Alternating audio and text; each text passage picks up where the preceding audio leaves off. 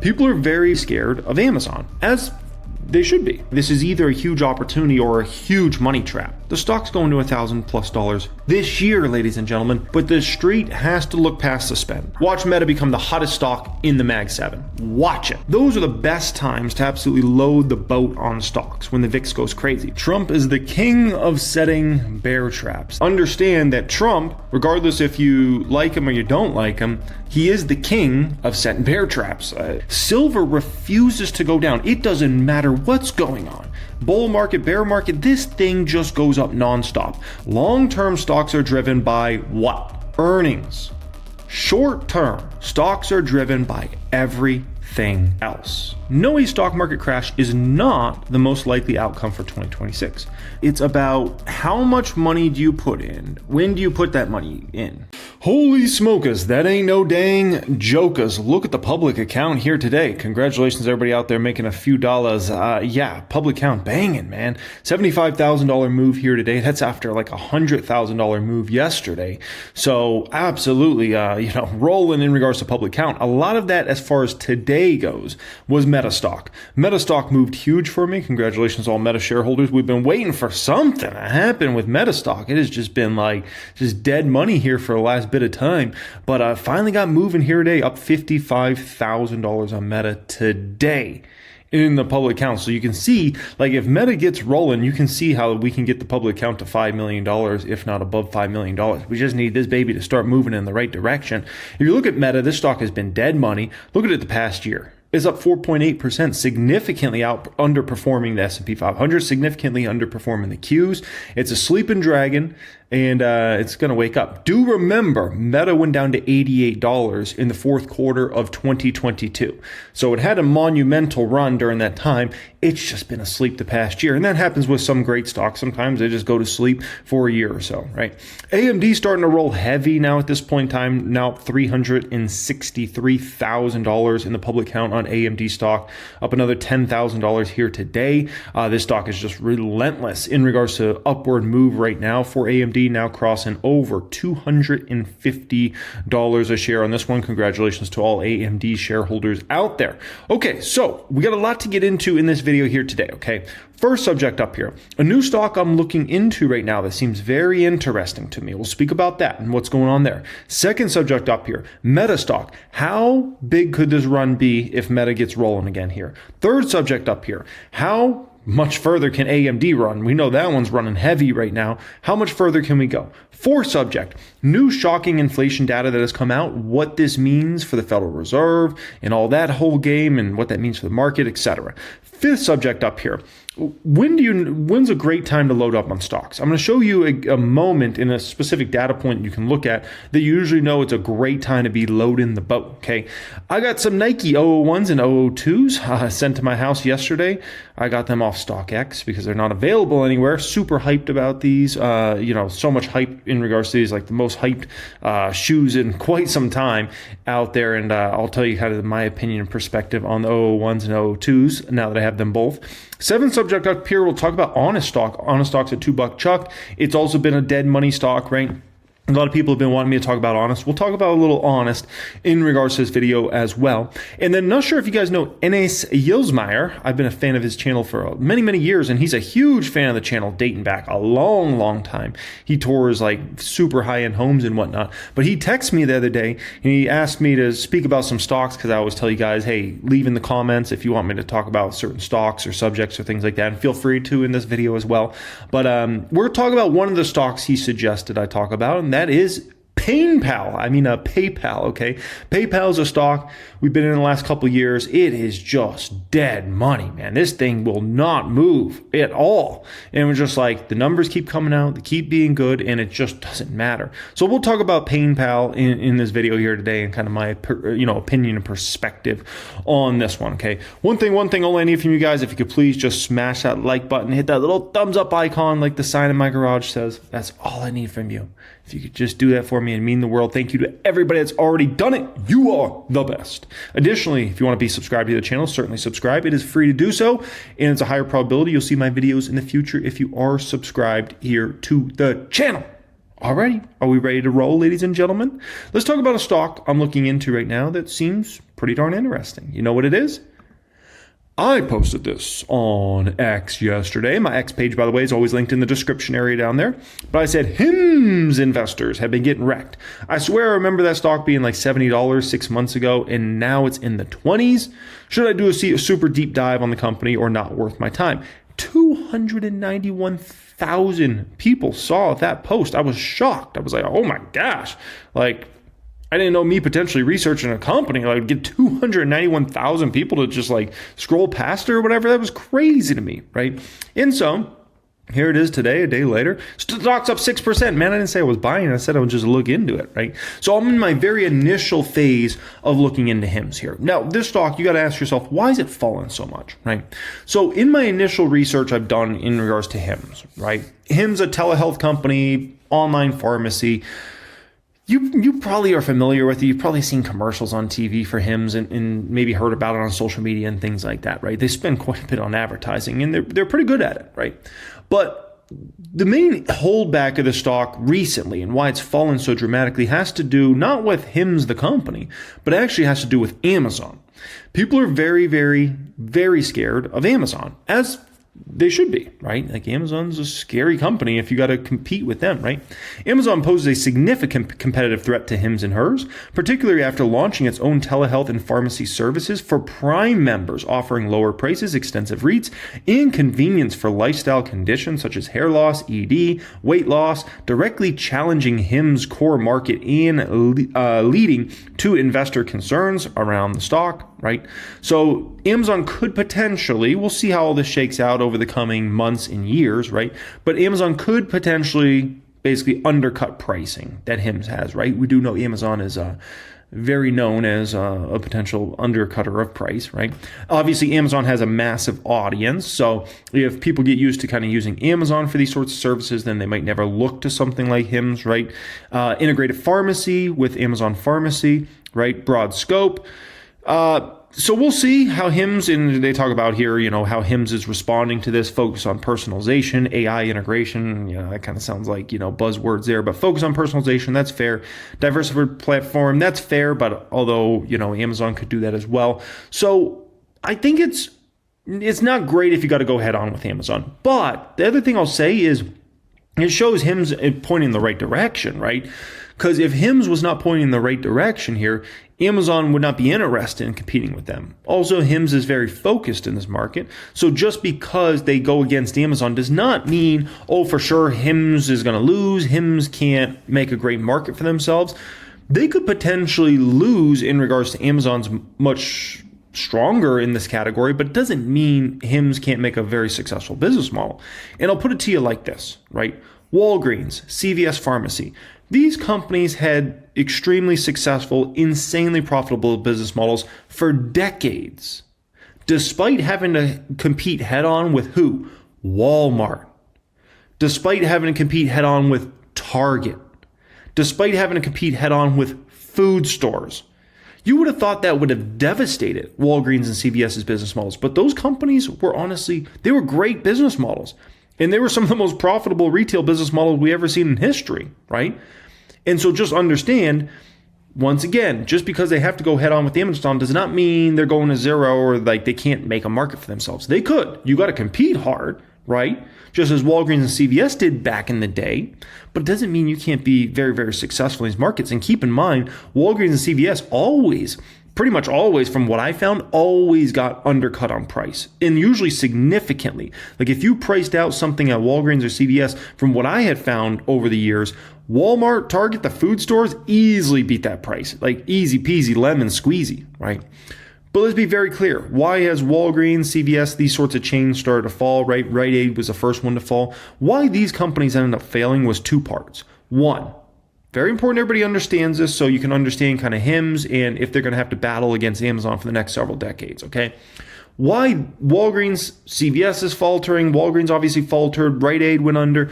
Why they failed, very, very clear about this, is two parts. One, they stopped reinvesting into their stores. Their stores look like crap. I live in Las Vegas. I drive by their stores. It's sad, man. It's sad. It looks like these stores haven't gotten any money put in them in 10, 20, 30 years.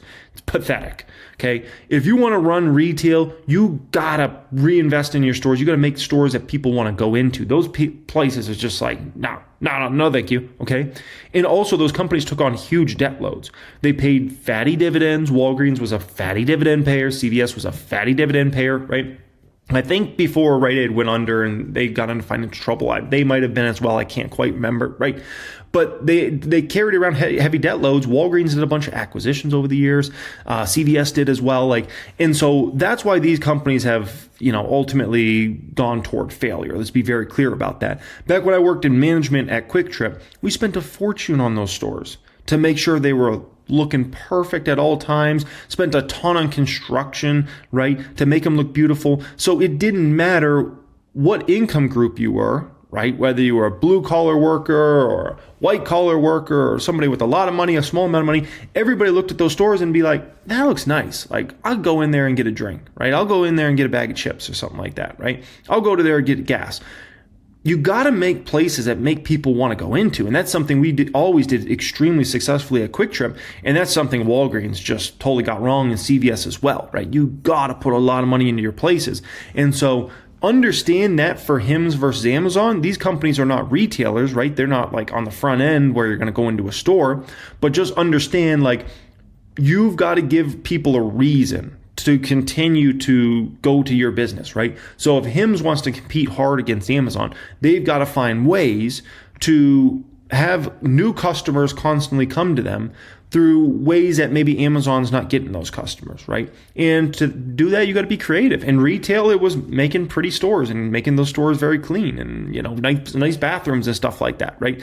In the online world, it's a little different. There's ways and tactics you can do it. You just got to outflank them, right? And you can compete hard, especially if you're very specialized in a market, right?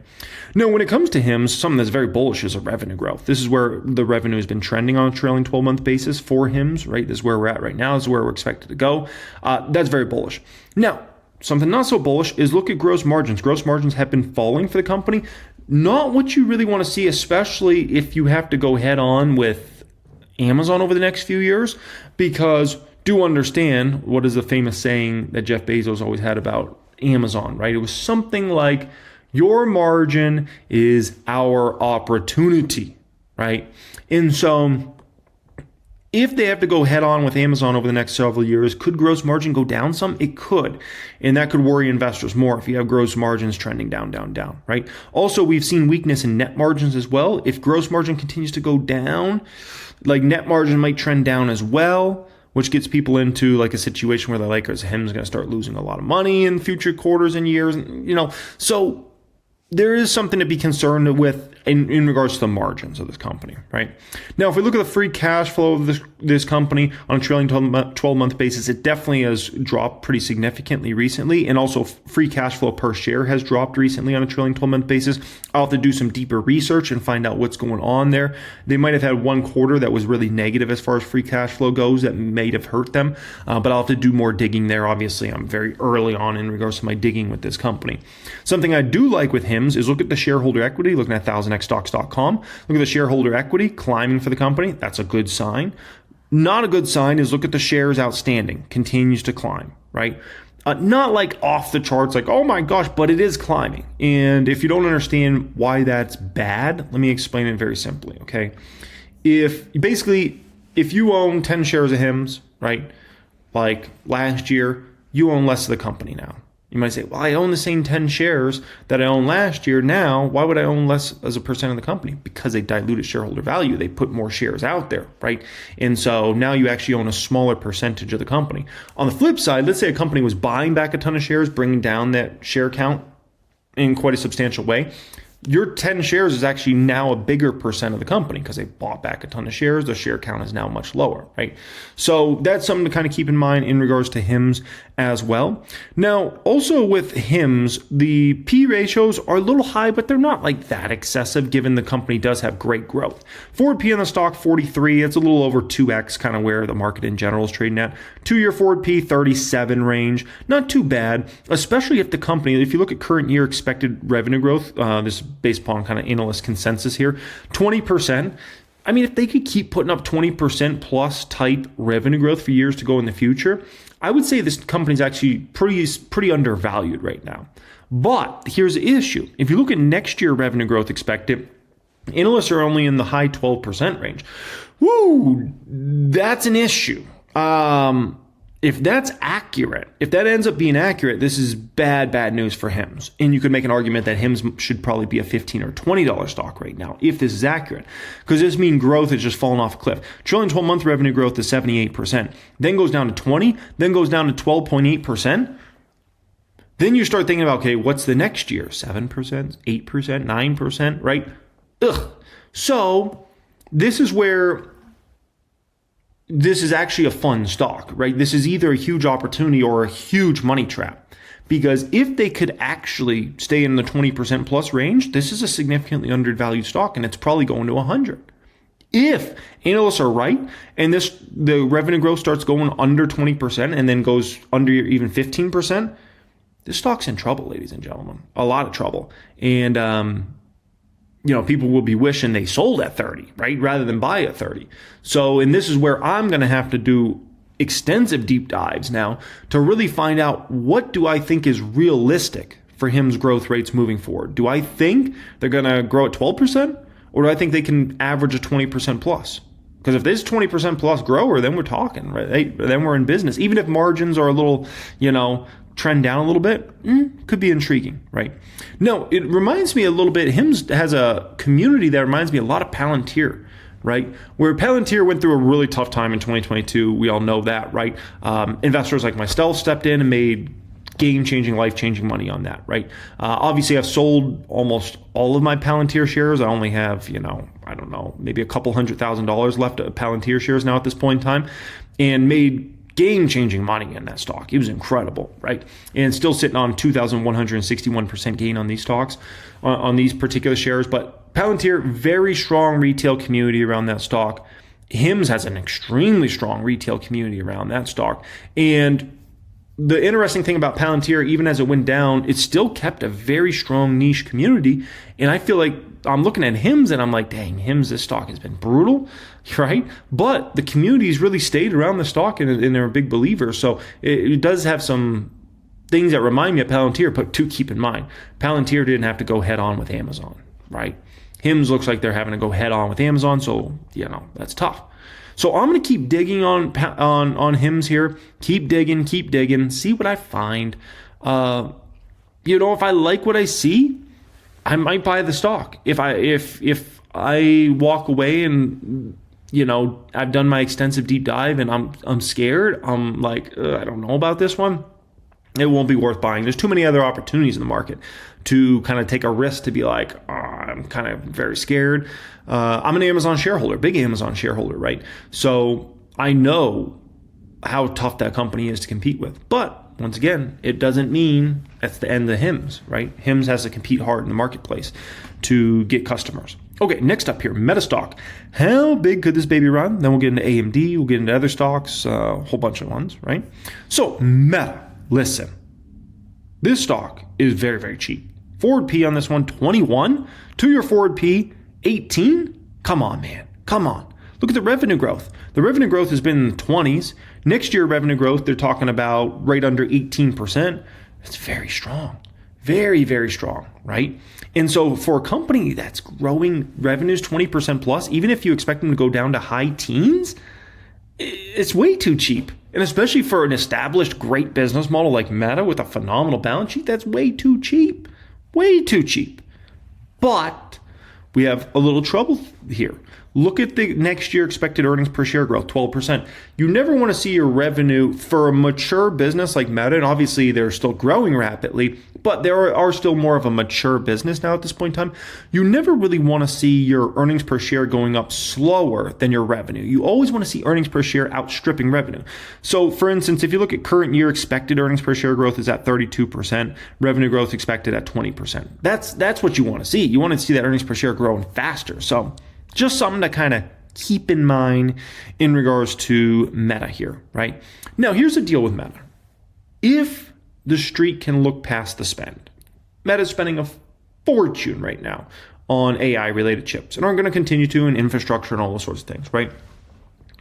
We know this.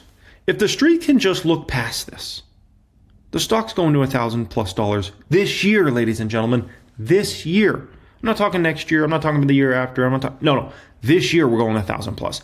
But the street has to look past the spend. If when Zuck gives the guidance around spend, if the street can wrap their head around that and be like, you know what, that's fair. That's not something crazy. The stock's going 1,000+ this year. But if they feel uncomfortable with the spend, if Zuckerberg's just leading them on about like, just we're spending as much as we can, every dollar we can, we think we might get something back someday for this, then the stock's going to remain in dead money zone. Dead money zone means 550 to 750.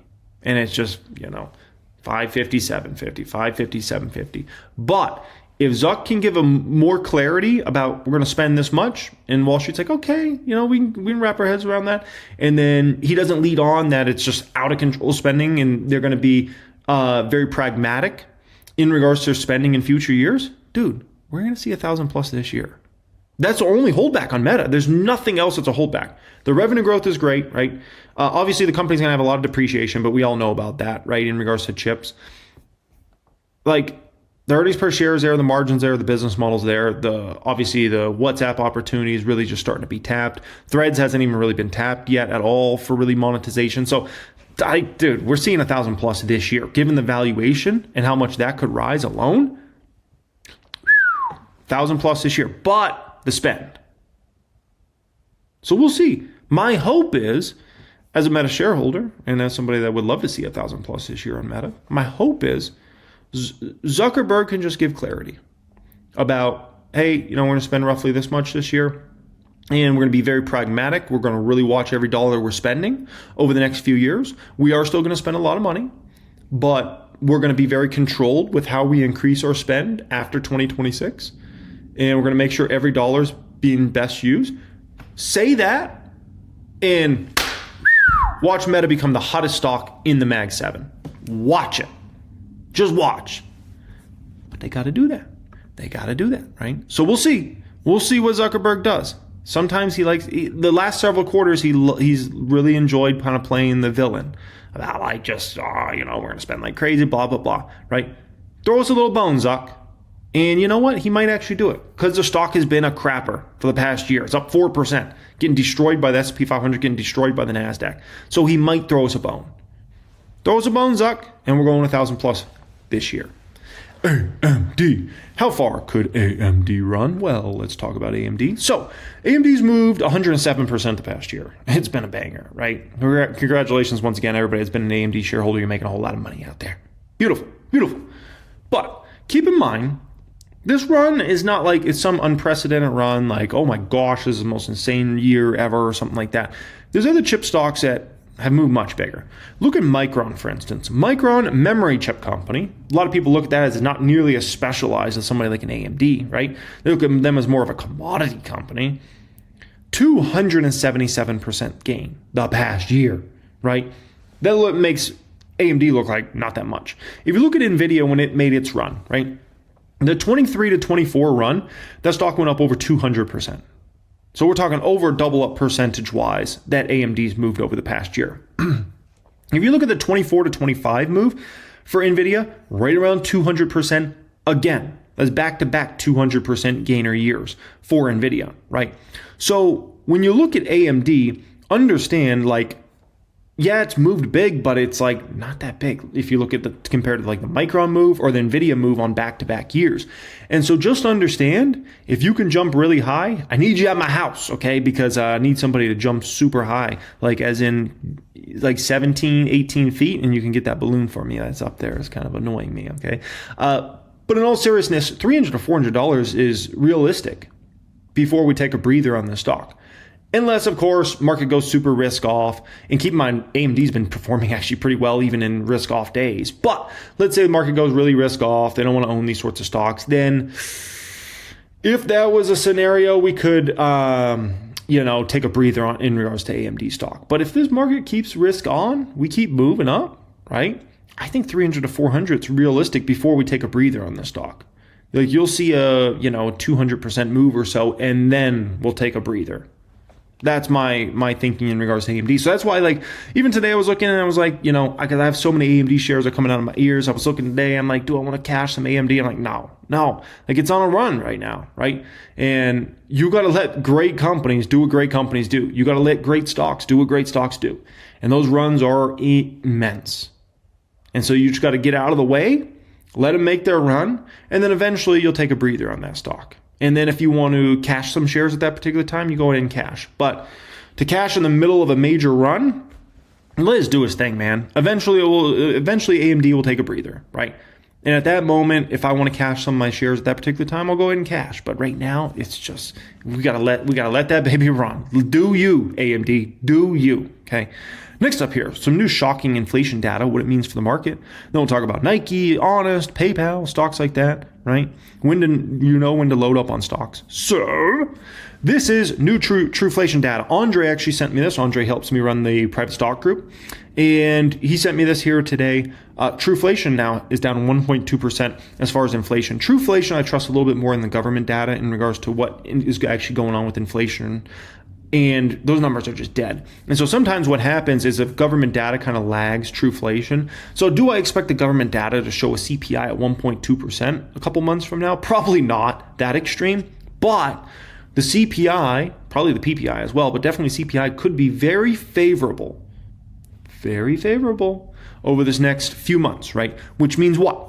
That means Trump is going to have a lot of ammo to say, dude, Federal Reserve, lower rates. If you see a CPI come low twos, maybe even into the ones, Trump's going to be looking and say, what are you guys doing, right? He's going to have more leverage. If CPI is in the high twos or low threes, Trump doesn't have a lot of leverage, right? Because the Fed can look at that and say, our inflation target's 2%, we're at 2.7% or 2.9% or 3.1 or whatever, right? And they say, slow your roll, Trump. What are you talking about? We can't go lower in rates right now. We're way above our inflation target.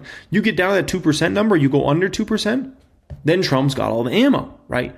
To say like, and at that point in time, even people in the market will 100% back Trump in regards to saying, yeah, what are you doing, Fed, right? If once again, CPI is at 3% and you're trying to make a case for rates should be lowered, it's debatable. That's a fair debate because if Fed wants to be at 2, if CPI is at 3, it's a fair debate. If CPI is at 2 and your target's 2, well, and your Fed funds rate's at 3.75, you're too high, way too high, right? That's not a debate then. That's just like logic, like just facts, right? So it'll be interesting. And then you talk about Fed can lower rates potentially a lot more this year than what analysts are assuming. Like analysts are really not in a place where they're like expecting some massive rate cuts this year. So if all of a sudden you get a ton more rate cuts than we're expected, I mean, it's hard to say that's not going to be bullish for the market, right? It's possible somehow it's bearish. The only way it could really be bearish is if you had a massive recession, right? Everybody's losing their job or something like that, but that doesn't look super realistic. So, well, things could change 6-12 months from now, but as of right now, that looks like the game. And keep in mind, you lower rates a bunch. That means Treasury is going to yield less, likely, high probability. That also means likely people are going to yield way less on savings accounts, CD accounts, which means what do you do with that money? It goes into the stock market. It's as simple as that, right? So we'll see what happens there, right? Next up here, how do you know when to load up on stocks? And we'll talk Nike, we'll talk Honest, we'll talk PayPal. Before we get into that, pinned comment down there today is if you're looking to apply to our private stock group, private wealth group, get access to 1000xstocks.com, my premium software, all that good stuff. That will be pinned comment down there. Also join our community, which is incredible. I mean, the amount of people that have been able to go through the private group over time and reach hundreds of thousands of dollars or millions or multi-millions of dollars in their portfolio is unbelievable. They go through the training. They learn so much from me over time, exclusive weekly videos. I try to always teach you guys new stuff. And it's just like, it's incredible the level of success folks have been able to have over time. So if you want to take your game up to a much higher level than where you're at, the pinned comment down there. I don't like when people are just gambling money in the market. I like when you guys are confident, you know what you're doing. You know these income statements, balance sheets, cash flows inside and out, how to judge if a company's undervalued, overvalued, all that good stuff, right? Not just throwing money out there. So, people work so hard for their money and then they just throw it around in stocks, and it's like, dude, like, this is your life. Like, this is your net worth, and you're just throwing it around. Like, let's get up to a higher level. And what you find with the private group is some people might try it as a year membership, 2-year membership, and then so many of them end up joining on a lifetime. Just today, 2 people upgraded to lifetime memberships. That's what you see continually. People love the group. They learn so much being part of it, and feels great being part of it. So that will be the pinned comment down there. Alrighty, so if you want to know when a great time to load the boat on stocks is, that is when you see a VIX spiking massively, right? And I've never seen it, even studying prior times to me being in the market, but certainly my 17 years being in the market, where the VIX spikes huge is not a great buying opportunity. Every single time this happens, whether it be in the great financial crisis, whether it be the flash crash, right? Whether it be the Rona crash, whether it be, 2022 and what happened there, or last year's tariff drama, those are the best times to absolutely load the boat on stocks when the VIX goes crazy, right? This is a post I made on X. Once again, that's linked in the description area if you ever want to follow me on X, if you use X, right? This is a post I made. This was on April 4th, 2025. 383,000 people got to see this post. VIX is over 40. Every time investors bought with VIX 40 plus, those investors made a fortune. A couple years later, spread the word. Does that not look like it's aged very, very well? I think it's aged very, very well, right? This is just what happens. VIX goes insane like that. We saw, and by the way, a few days later, VIX went even higher. It went all the way up to the 50 to 60 range. It was out of control. And I think I made another post around a VIX. Tom Lee actually reposted and whatnot, started following me on X at that particular time. And it was just like, dude, like, come on.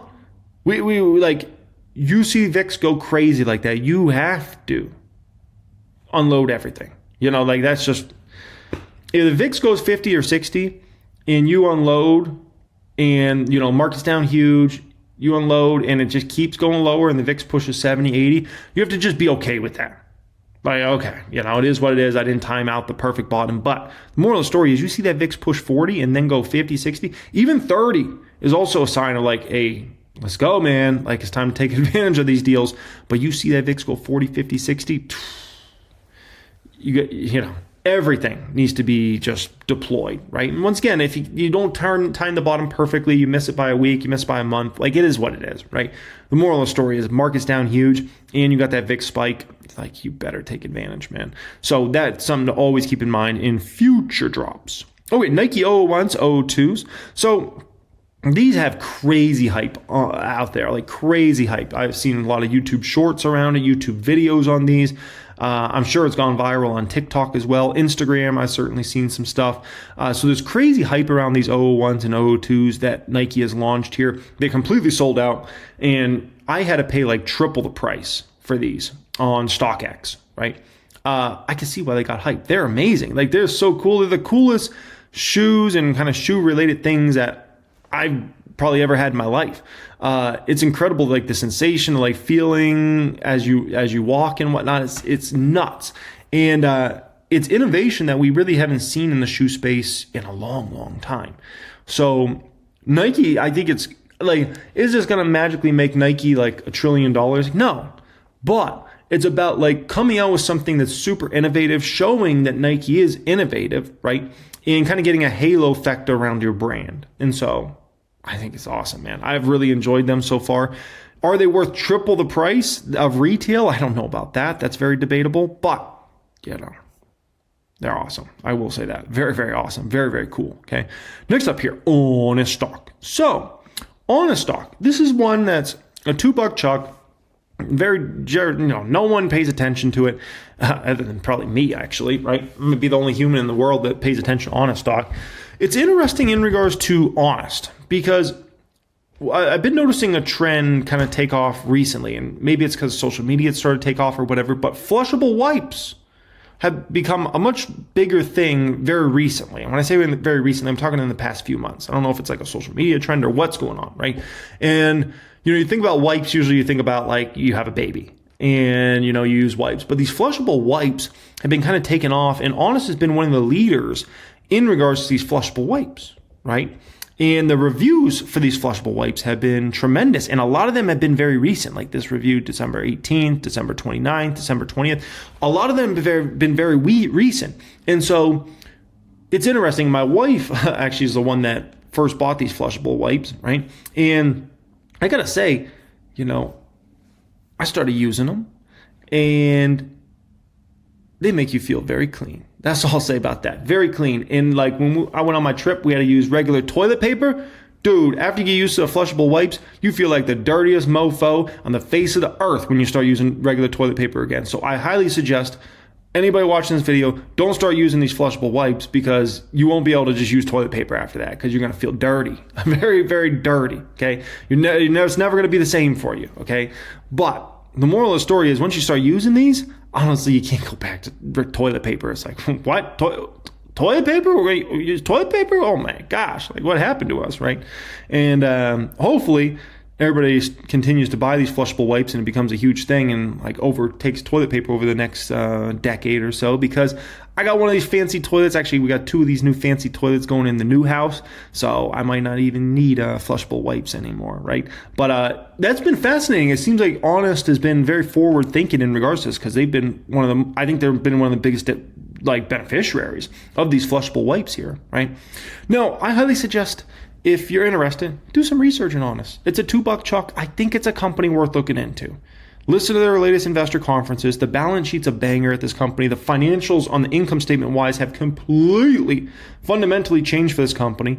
Carla's doing a great job running it. It looked like it was a company that was going to potentially face bankruptcy, and she completely turned around the income statement, completely turned around the margin profile, completely turned around the balance sheet. It's one of the best balance sheets, if not the best balance sheet you'll find of any company in the world that's under a $500 million market cap. It's a $2 chuck. It's worth looking into. That's all I'll say about that. If you want to do some research, do some dang research on it. It might be interesting, okay? Anyways, okay, let's talk some PayPal here, okay? We call it PayPal. The stock prices sucked for years. Be crystal clear about that. I haven't made a penny on PayPal. Horrible. If I would have had that money in almost any of my other stocks, almost any, not all of them, but a lot of them, it would have been way better invested in other stocks, right? But with that being said, the past is the past. What matters is the future. And where is PayPal going from here, right? So let's do a refresher on PayPal. This was the latest quarter they reported. The numbers are freaking amazing. They reported a grade A income statement here. Revenue went to $8.4 billion from $7.8 billion, right? If you look at total operating expenses, went to $6.8 billion from $6.4, but they kept that pretty in check. Operating income went to $1.5 billion from $1.39 billion. Net income went to $1.2 billion from just over $1 billion in the same quarter last year. Basic EPS went up substantially. Diluted EPS went up substantially. That's a grade A quarter for the company. Like very, very good. Alex Chris getting the job done, right? The stock price is just ridiculous. The whole market cap of the company is just barely over $50 billion now. $50 billion. This company used to be valued at hundreds of billions of dollars of market cap. That's how bad the stock price has done. The whole entire company is now valued just barely over 50 billion, right? That's insane. The forward P on the stock is under 10 now, which is scary, because you look at that and it's either like all of us PayPal shareholders have found just an amazing deal and just easy peasy lemon squeezy money over the next few years, or it's a trap. And maybe Wall Street knows something that we don't. And maybe no one's going to use PayPal, Venmo, and their debit cards and credit cards and all the other products they have. Like maybe it's just going to become irrelevant or something like that, right? I don't think that's the case, but that's basically how the stock's being valued. I mean, you got traditional banks trading at forward P significantly above PayPal now at this point in time. Traditional banks, ladies and gentlemen, like non-existent growth, like business models that are dead and just waiting for a company like SoFi to take them out, right? So, I think it's a great deal. I don't know what else to say about it. I think it's silly it's priced the way it's priced.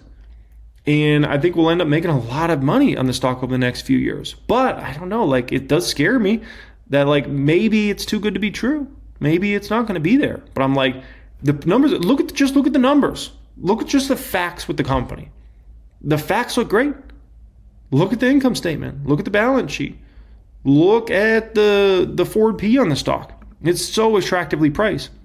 And did I ever mention about the buyback? The buyback's insane that this company has on right now. So I have this picture of like a snake eating itself. And it's because like with how much cash flow the company throws off, like they're going to be able to buy back, it seems like the whole dang company over the next number of years. It's insane, which just helps earnings per share more and more. So PayPal, I think it's a great buy. Maybe I'm wrong. It's a risk I'm willing to take. Okay. Hidden comment down there if you're looking to apply to our private stock group, private wealth group. Get access to 1000xstocks.com, all that good stuff, the private Discord chat with all the 6, 7, 8-figure members, myself, exclusive weekly videos, see the moves I'm making in my portfolios. Oh my gosh, you get so much for it. And people absolutely love it. Okay. Yesterday on X, I posted this. I said, I'll just leave this here. Trump is the king of setting bear traps. That was yesterday afternoon. And what happened today?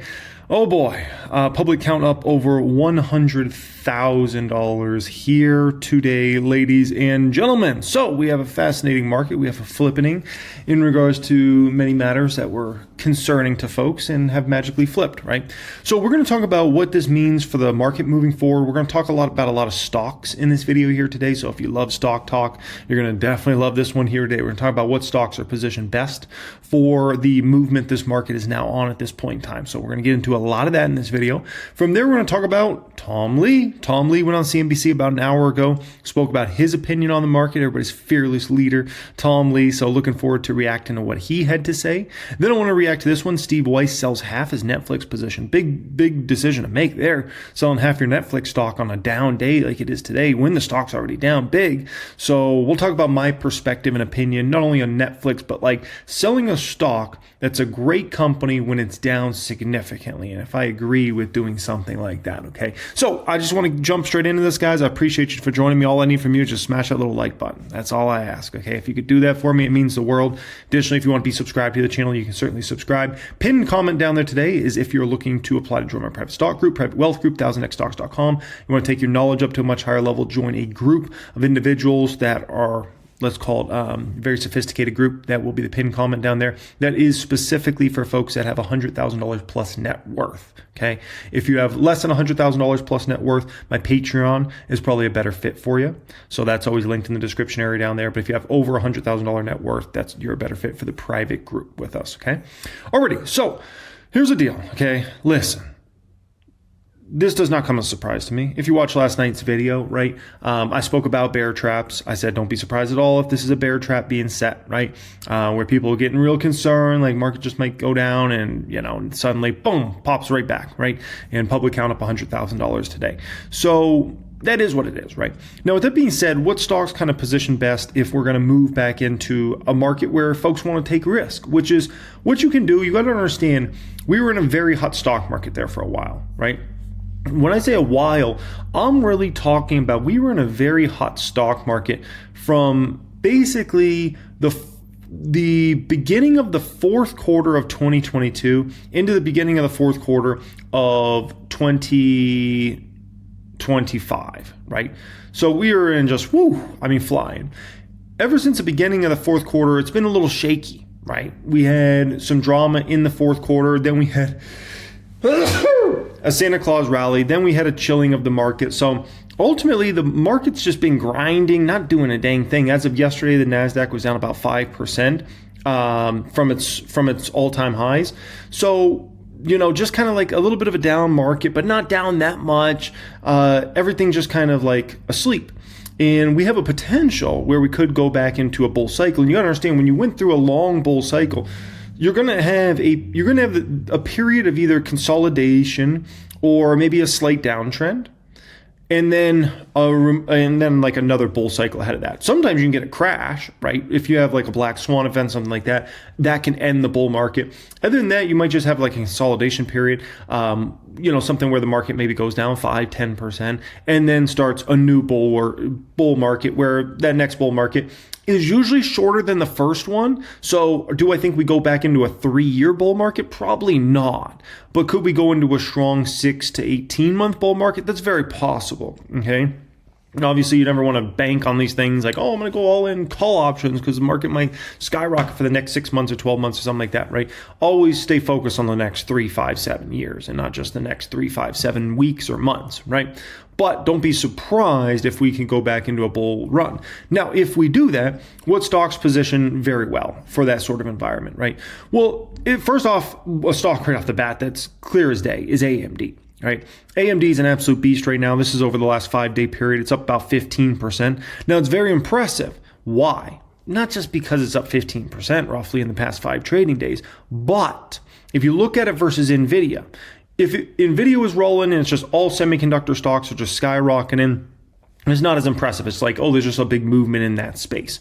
But the fact that NVIDIA is flat for the past 5 trading days, and yet AMD's up about 15%. That's a very bullish signal for AMD stock overall, right?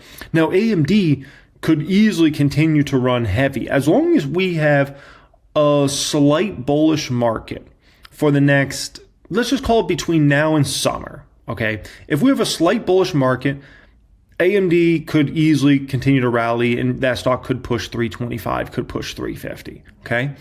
If we have a big bull run where, let's say, this market actually goes very risk on for from now till summer, I mean, look out.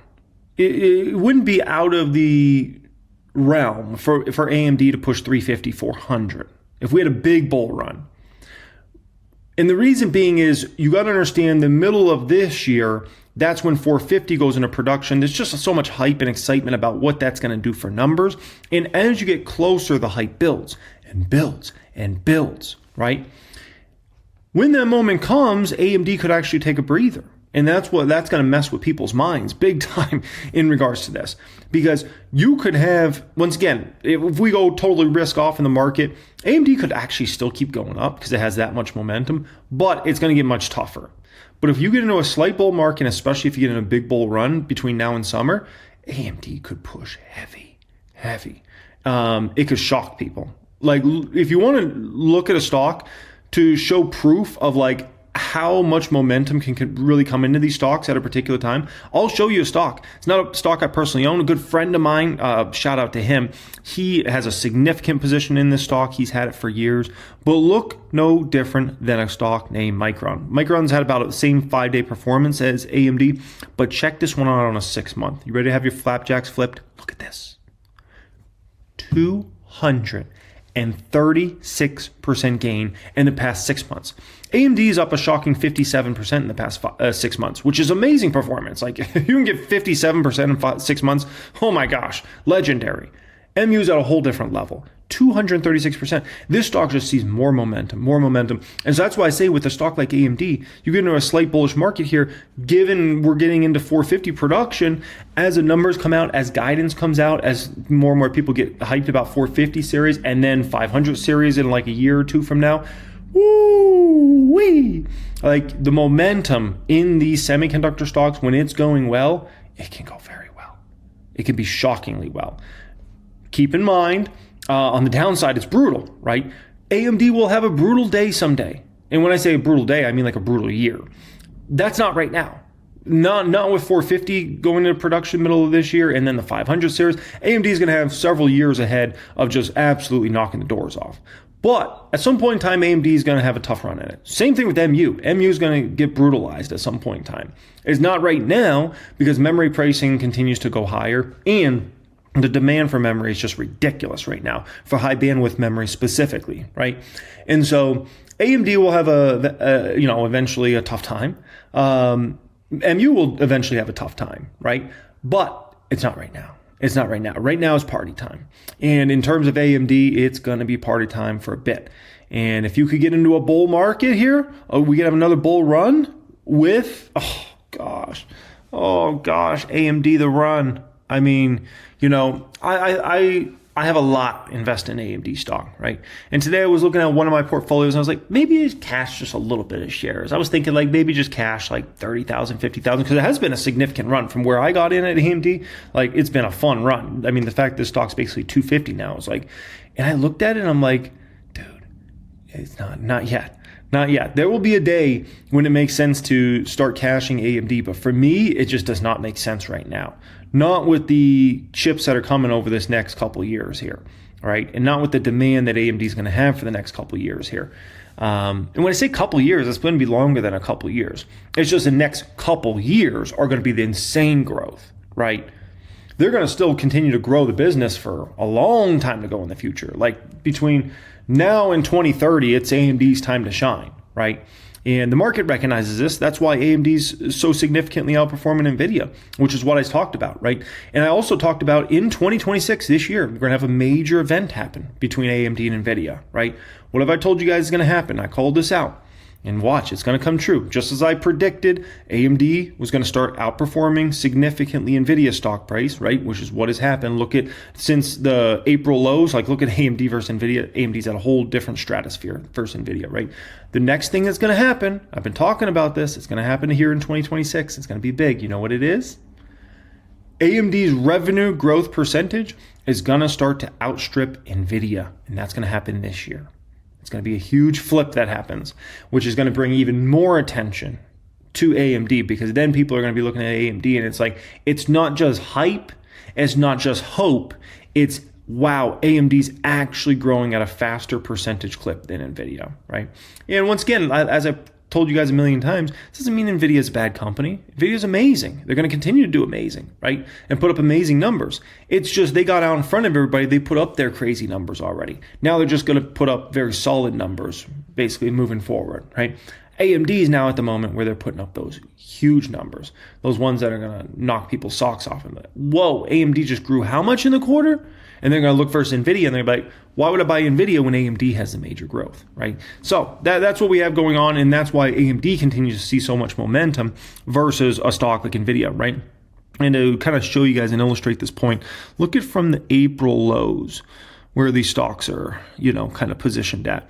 NVIDIA's done very well from those April lows, up 90%. But look at AMD. It's well over a double up, 219%, right?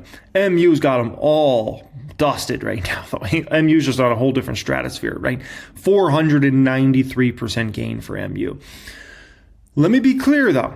MU, riskiest of these three stocks by a large margin. And the reason being is MU's business is commoditized. In a commoditized business model, when you're going through a super cycle of demand, it is unbelievably great, right? Unbelievably great. And that's what we're going through right now. But as soon as the supply and demand get more on equal levels, pricing starts to come down, right? And you can't go up on pricing anymore. Then if demand gets hit at all, that's when it gets rough for you, right? And so just keep in mind, it's a super party right now for MU. But that one will get hit the hardest of everybody. Like when these stocks have their tough time, which it will be at some point in time, but it's just not anytime soon, right? But when that time period comes, just understand MU will have significantly more downside than NVIDIA does and than AMD does. So just keep that in mind and watch. It'll all play out. Once again, to predict exactly when those stocks start to falter is difficult. It could be a year from now, it could be a year and a half, could be 2 years out, could be 3 years out. But when that day does, and it will come, as an AMD shareholder and person that's got a massive amount of money invested in the stock, that day will come. It's just not today, but it will come. And when all those stocks fall, MU will fall the hardest. By far. So if and when we ever get to that time period when I think the semiconductor stocks are going to be in trouble, right? I would look to hedge against MU versus hedge against AMD and NVIDIA, right? There'd just be way more downside potential there. And you can track that stock over the years. I mean, MU is a very roller coaster type stock. When things are good, they're really good, right? And this is like record really good. And when they're bad, it's no fun, man. It is no fun. So that's that, right? As far as stocks like Revolve, stocks like Cake, stocks like Elf, more like the small cap type stocks, right? Those ones will continue to run heavy. Those are seen as quality small caps. You got to understand the difference between low quality small caps and quality small caps, okay? Quality small caps are stocks like Revolve, stocks like Cake, stocks like Elf. Great business models, very proven, stronger balance sheets, those sorts of things, right? Stronger management teams. Then you have the weaker small caps. That would be stocks like a Fubo, for instance. Fubo would fit that sort of criteria, right? riskier, like, yeah, more reward, but riskier. But people wouldn't look at Fubo and call it quality because they haven't proven profitability over the long term and those sorts of things, right? So there's a big divergence between quality small caps and what people see as riskier small caps. We're not in a risky small cap stock market right now. We could get there. Let's say hypothetically, we get back into another big bull run, right? At first, you'll see the quality small caps move. The stocks I'm showing you right now, the cake. And I mean, look at how much some of these stocks have rolled so far this year, right? So let's pull up cake on a year to date here, or, you know, a 1 month, a year to date, whatever. Okay. I want to get rid of AMD here, and I want to get rid of NVIDIA. But look at cake so far. Let's also pull up a stock like ELF on a shelf. And then who's the other one we want to pull up here as a small cap? It was Revolve. And, you know, we'll pull up another small cap or a stock that's kind of put in that small cap group that is seen as quality. And that's Celsius, right? So we'll pull up Celsius and, Revolve, sorry, RVLV. And you can take a peek at these babies, okay? So this is on a 1 month. Revolve's up 2%, ELF's up 13%, Cake's up almost 15%, Celsius up a shocking 28% in the past month. This is on a 5-day. Revolve's actually had a little bit of tougher troubles. That's probably because of the whole tariff threats, Europe, blah, blah, blah. Cake's up a little bit, ELF's up almost 6%, Celsius is up about 7.5%, right? So the moral of the story is here, I think the quality small caps will continue to move. Other stocks I think could do well are stocks like EL, stocks like Nike, these are the turnaround plays, right? These are the value stocks, the turnaround plays. These are stocks that have been beat down dogs, right? No one cared about them for the longest time. EL's showing a lot more momentum overall than Nike. So this is on a 1 month basis. Estee Lauder stock EL's now up 8% versus Nike's up 12% here recently. So, and we can compare that over the past month versus, let's pull up the Qs here and let's pull up the S&P 500 and see the divergence over this past month between these stocks. So this is a 1 month on the Qs. The Qs is actually down 0.7%. The S&P 500 is basically flat. And meanwhile, EL's up 8% and Nike's up 12%, right? So a major kind of divergence going on here recently. So though a stock like that could see momentum, American Express could definitely see momentum as well. Wynn could potentially see momentum. I think Wynn's a stock that could build as this year goes along, and here's why.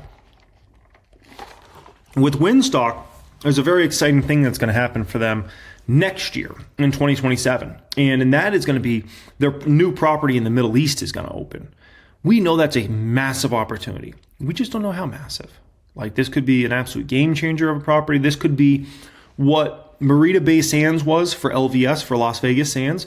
That could be what this property ends up being for Wynn. We don't want to get too hyped. We don't want to get too excited about it. But I can just tell you, as that property gets closer and closer to opening, right, there's going to be more hype and excitement that builds in a Wynn Resort stock, winning resort. So just do keep that in mind. If China shows more stability and the Macau numbers continue to come in good, should be pretty good and fun times there, right? Honest is a stock that kind of gets thrown in with the risky small cap stocks. I don't think it should be. The balance sheet is superb with that stock. I mean, the balance sheet, Honest, is way better than most large cap companies. It's incredible. Like, their debt's basically non-existent. They're loaded on cash, especially if you compare their cash level versus their market cap, which is actually an important ratio. It's insane. So Honest gets disrespected and kind of thrown into low quality. It's not low quality. And look at their profitability now at the company, right? It's not low quality small cap. It gets thrown into this low quality. So just understand, if that one's going to make a run, we got to show a little more bullish activity overall. These quality small caps have to continue to roll, and then money will roll into stocks like Honest and stocks like Fubo and others, right? But I think Honest is way less risky than something like a Fubo, for instance, right? Fubo has more reward potential, right? PayPal is a beaten down dog. Like, that just is its own thing, right? Adobe and Salesforce, listen, those stocks are going to be just fine. And I spoke about those stocks extensively, actually, in last night's video. Those stocks will be just fine. All they got to do is, as this year goes along, keep putting up great numbers, and everybody will shut up. It's as simple as that. Keep putting up. Google did it. Google did it. They kept putting up great numbers. People were down Google, and the numbers just kept coming in. They're like, oh, I guess maybe everybody's not just going to leave Google search tomorrow and YouTube and all the different platforms, and I think Google's going to be okay. Okay, that's all these companies have to do. And show great growth in your AI-related products. Adobe's got to show great growth in their AI-related products and use cases, right? Salesforce, CRM, they got to show great use cases for Agentforce, and that more and more customers are adopting Agentforce and actually using in the marketplace. Do that, put up great numbers. Everybody will shut up about those stocks, and they'll just buy them. It's as simple as that. There's nothing complicated about those stocks. And all of a sudden, by the end of the year, you'll go into, from the beginning of this year, you'll look at those two stocks and be like, man, remember how weak Adobe was? Remember how weak Salesforce was at the first few months of the year? Look at how strong those stocks are. It's exactly how we exited last year in regards to Google. Google couldn't do anything right in regards to investor sentiment. It was so bad. It was so bad. And they just kept putting up their numbers. And then everybody said, you know what? Google's going to be all right, right? Gemini started taking some market share. Boom. Look what happened in the stock price. It exited the year one of the hottest stocks. And I think Google stock is the hottest Mag 7 by a mile, just to be quite frank. That's a stock I personally own. Like, let's pull up Google McDougal over this last bit of time versus the other Mag 7s. And you should see unbelievable divergence between Google McDougal and the other Mag 7s. So let's see, the other Mag 7s are Tesla, they are Meta, they are Amazon, they are Apple. Apple's been really weak. People are worried about memory chip pricing and what's going to happen there. They are Microsoft and Nvidia. Okay, so let's take a peek here. So, you can pull up almost anything you want in regards to this. It's incredible. It's absolutely incredible. So 6 months, look at how much Google's just killing it the past 6 months in regards to stock price versus everything Mag 7s. Past 6 months, Google 72%, Tesla 31%, Apple 16%, Nvidia 6%, Amazon's only 1.5%, Microsoft's down 13%, Meta's down 14% in the past 6 months. 3 month, Google McDougal's up 30%, Amazon's up 4%, Nvidia's up 1%, Tesla is down 3%, Apple's down 6%, Microsoft's down 13%, almost 14%, and Meta's down 16% in the past 3 months. 1 month, Google McDougal's up 6, Amazon's up 1, Nvidia's down, Microsoft's down 8.5%, Meta's down 8.5%, Apple's down over 9%, Tesla is down 12%. Unbelievable, right? The divergence between Google stock in the past 1 month, 3 months, 6 months versus these other guys. Incredible, right? And remember how weak that stock was at the beginning of last year. Man, people couldn't stop trashing it. So that's what I'm saying about Salesforce and Adobe. People can't stop trashing those stocks. They can't stop selling them right now. But just understand, this time next year could be a very different story. And all of a sudden, everybody will want in them and be like, man, look at how strong Salesforce stock is. Look at how strong Adobe stock is. Tom Lee. Back to the president and what's happening in the market. So framework to a deal, no force, all is well now for the bulls? Scott, I think so. I'd say on Monday morning before the open, I think investors were very concerned about Greenland and what's happened in Japan. And they thought of 2025 when it took 8 weeks for stocks to find their low, down 20%. So I think there was a lot of fear.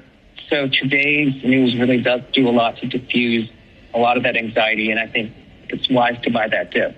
Yeah, as part of this, of course, the president also saying no tariffs on Europe on February 1st. And that's what really upset the market. Are you still looking, though, Tom, as positive as you might sound for a bear market sometime around mid-year? That's right, Scott. I think we have been pretty clear that we think that there is going to be a mid-year hiccup. It could be around policy or it could be around the new Fed being challenged. But that's coming from us markets being at a higher level. And I think one of the mistakes people make whenever they hear that commentary is they think it means to go to cash. Now, as you know, we've advised to stay invested and to buy the dip. But yes, there is a lot of good taking place in 2026, but we do have a lot that's already been priced in because of 3 good years of market gains. What dip would you be buying specifically? Well, for instance, the interesting thing is a lot of these stocks are down significantly from their all-time highs, right?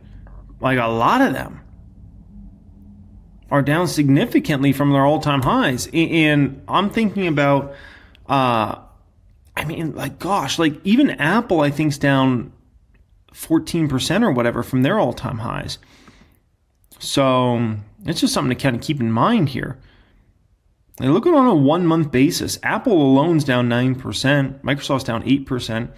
So, there's definitely a lot of attractively priced stocks. Like Meta's very attractively priced right now. PayPal's very attractively priced. Obviously, Honest is very attractively priced.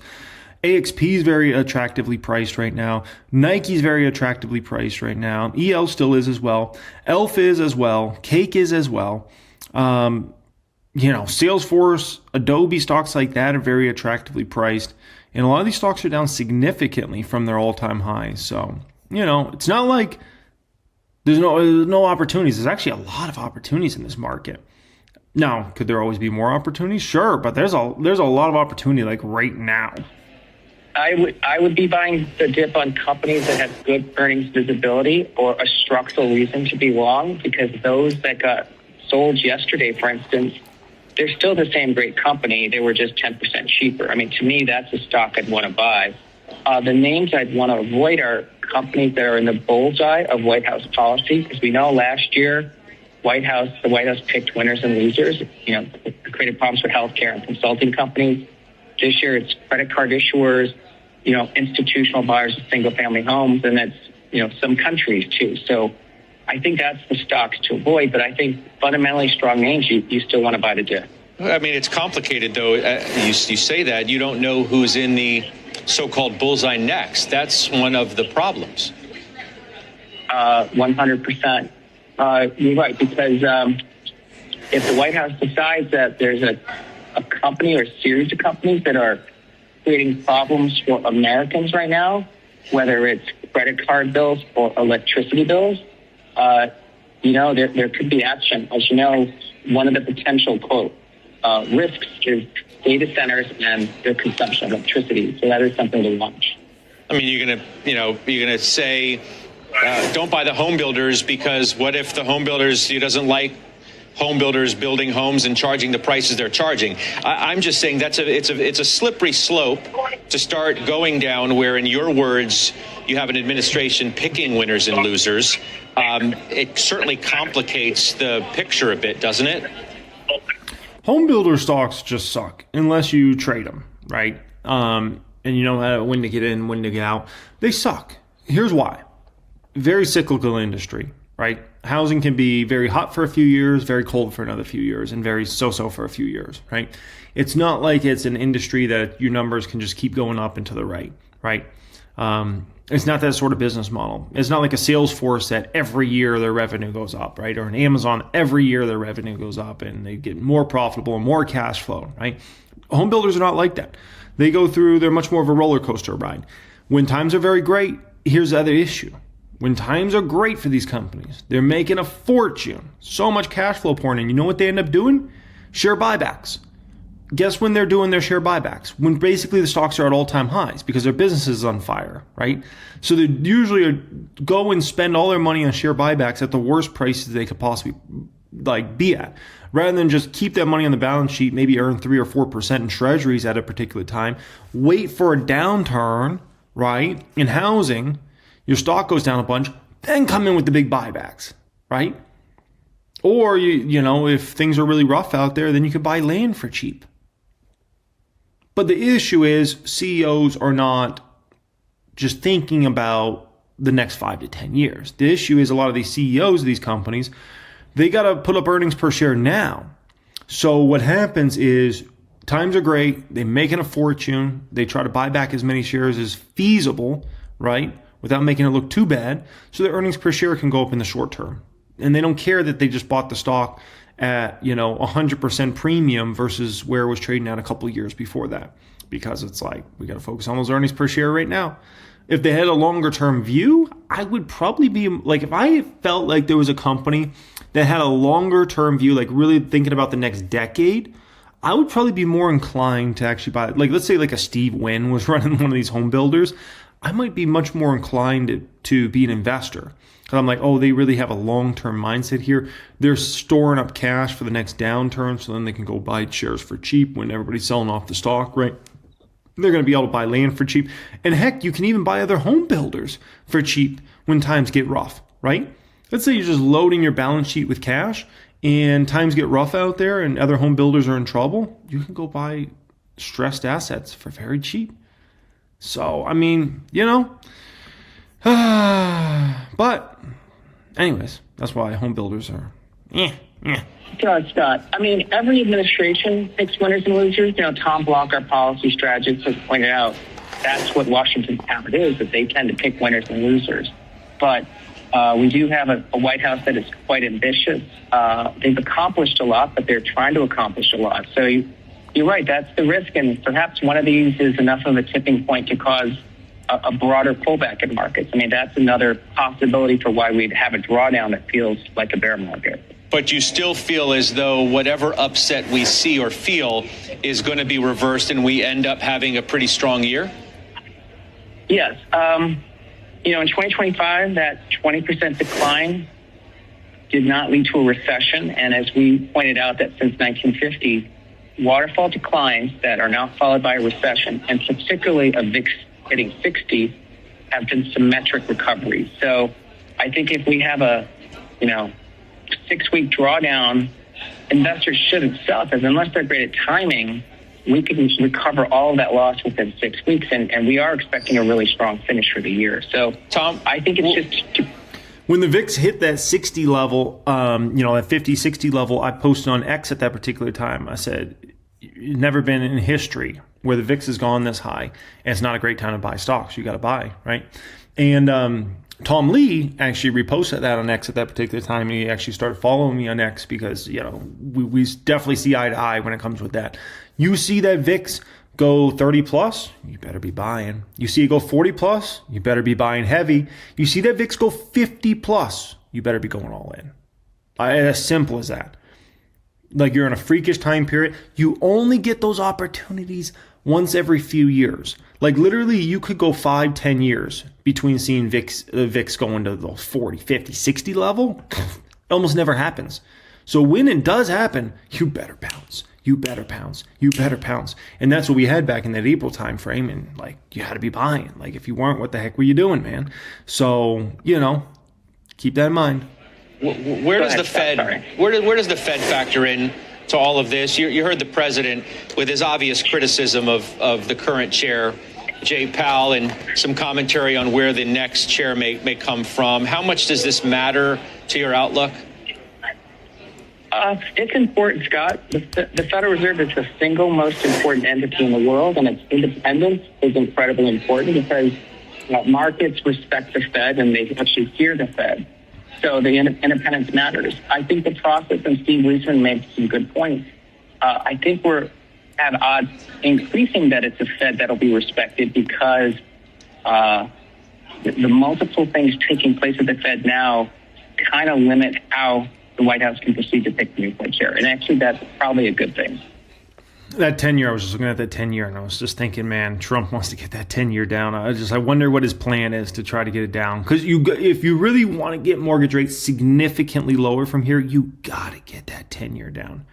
If you get that 10-year down 100 basis points from here, then we could talk about bringing mortgage rates down to low 5s, maybe even high 4s, which that would be a complete game changer for the housing market. you start to enter the fives, I think you can start to thaw out the housing market and get things moving a little bit. But if you take it down to the low fives or potentially even in the fours, boom, that's the number, man. That's when you could get housing booming again. And when I say housing booming again, I'm talking about people moving, right? People have been living the same place they've been living for years now at this point in time because mortgage rates, right? You take mortgage rates from 3 to 7, that's going to completely freeze the housing market. And that's where we've been for the last several years now at this point in time. But you want to start thawing it out, take it into the fives. You want to completely thaw it out, take it mortgage rates in the fours. Then we're talking, but you got to get that 10-year down. You got to get it down. I really think it's an A-block story. 52-week low as we look at shares down more than 4.5% today. So you sold half of your position. Why now? Presumably, you're going to tell me because the stock is in no man's land until we figure out what happens with the deal, which was the case before the numbers hit. So when something, and I thought about this quite a bit, obviously I missed the point to sell it, which is when they first got involved in this, right? And some others on the desk did it shortly thereafter. Josh, I think, sold 85% of it the day the deal was, at least the offer, the day the initial offer was announced. So I think it's important to be very open-minded as an investor. Now, I can either say I missed it, or I can say, okay, here's what the market's presenting to me now. What do I want to do now? Do I want to continue to bemoan the fact that I made a mistake not selling it later, or do I say, hey, I want to raise some cash because this stock maybe bounces to 90, but it's going to be stuck there for a while. So I'd rather raise cash now and keep that when I see a real market dump. So that's why I did. I did half of it. Maybe I'll do the other half. I don't know. But I still like it on. Market dump? What if we don't get a market dump, sir? Like, this is why, like, if you need any more proof why you just stay focused on long-term investing, like, these videos like this are a perfect example. Like, Netflix stock is down significantly from its all-time high. Netflix is factually a great company. None of us can debate that, right? One of the best companies in the world, right? I told you when that deal came out, I don't like it. It's going to mean Netflix stock's going to be in, basically kind of a dog for a while, right? And that's exactly what we're seeing playing out. But with that being said, if I was a shareholder in Netflix to sell out now, 83, and the stock's down significantly, and it's a great company, like, that's just crazy to me. Like, it just doesn't make any sense. You can choose not to buy the stock. That's fair play. But to sell it if you own it now, a great company down, I don't know how much it's down from all-time highs. It might be down 30%, 40%, like, no, probably not 40%, but 30% or something like that. And then to try to play the game of, well, I want to raise capital and, in case the market really dumps. Dude, we could go back into a bull market now. You know what I mean? Like, what are we doing? Like, we go on a big bull run between now and summer. Let's say that hypothetically happens. We don't have any drama like we had last year. Remember last year we had a bunch of drama from February into April, right? Let's say this year is just smooth sailing. There's really no drama from now all the way to summer. And earnings are great. Economic numbers look good. Inflation stays at bay. And then hype starts to build and excitement starts to build about Jerome Powell leaving and somebody getting into that Fed chair seat who's going to be lowering rates more significantly, right? Dude, next thing you know, you're in a big bull market. And the Qs goes up 10, 15% between now and summer. What if that happens? That's a possibility. Should be something you're considering. Not just banking that, you need to sell your Netflix right now in case the market dumps. The market might not dump. Market might go straight up. And then you're stuck holding a bunch of cash. And your Netflix stock went to 95 or 100 or something like that, right? And you missed a bunch of opportunities because you're holding cash in case the market dumps. Like, what are we doing, man?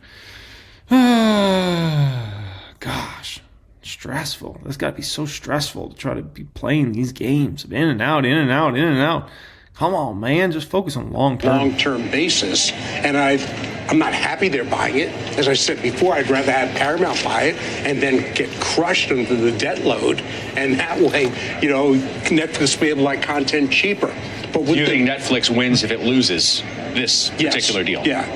I think they win if they win, and they win if they lose. They don't win by as great a margin if they buy this. I just don't know why they need it. You're paying $100 billion, close to $100 billion for an asset where you can put that directly into content. Agree. Right? Instead of, and that's 5 years worth of content, according to what they're saying, of $20 billion a year.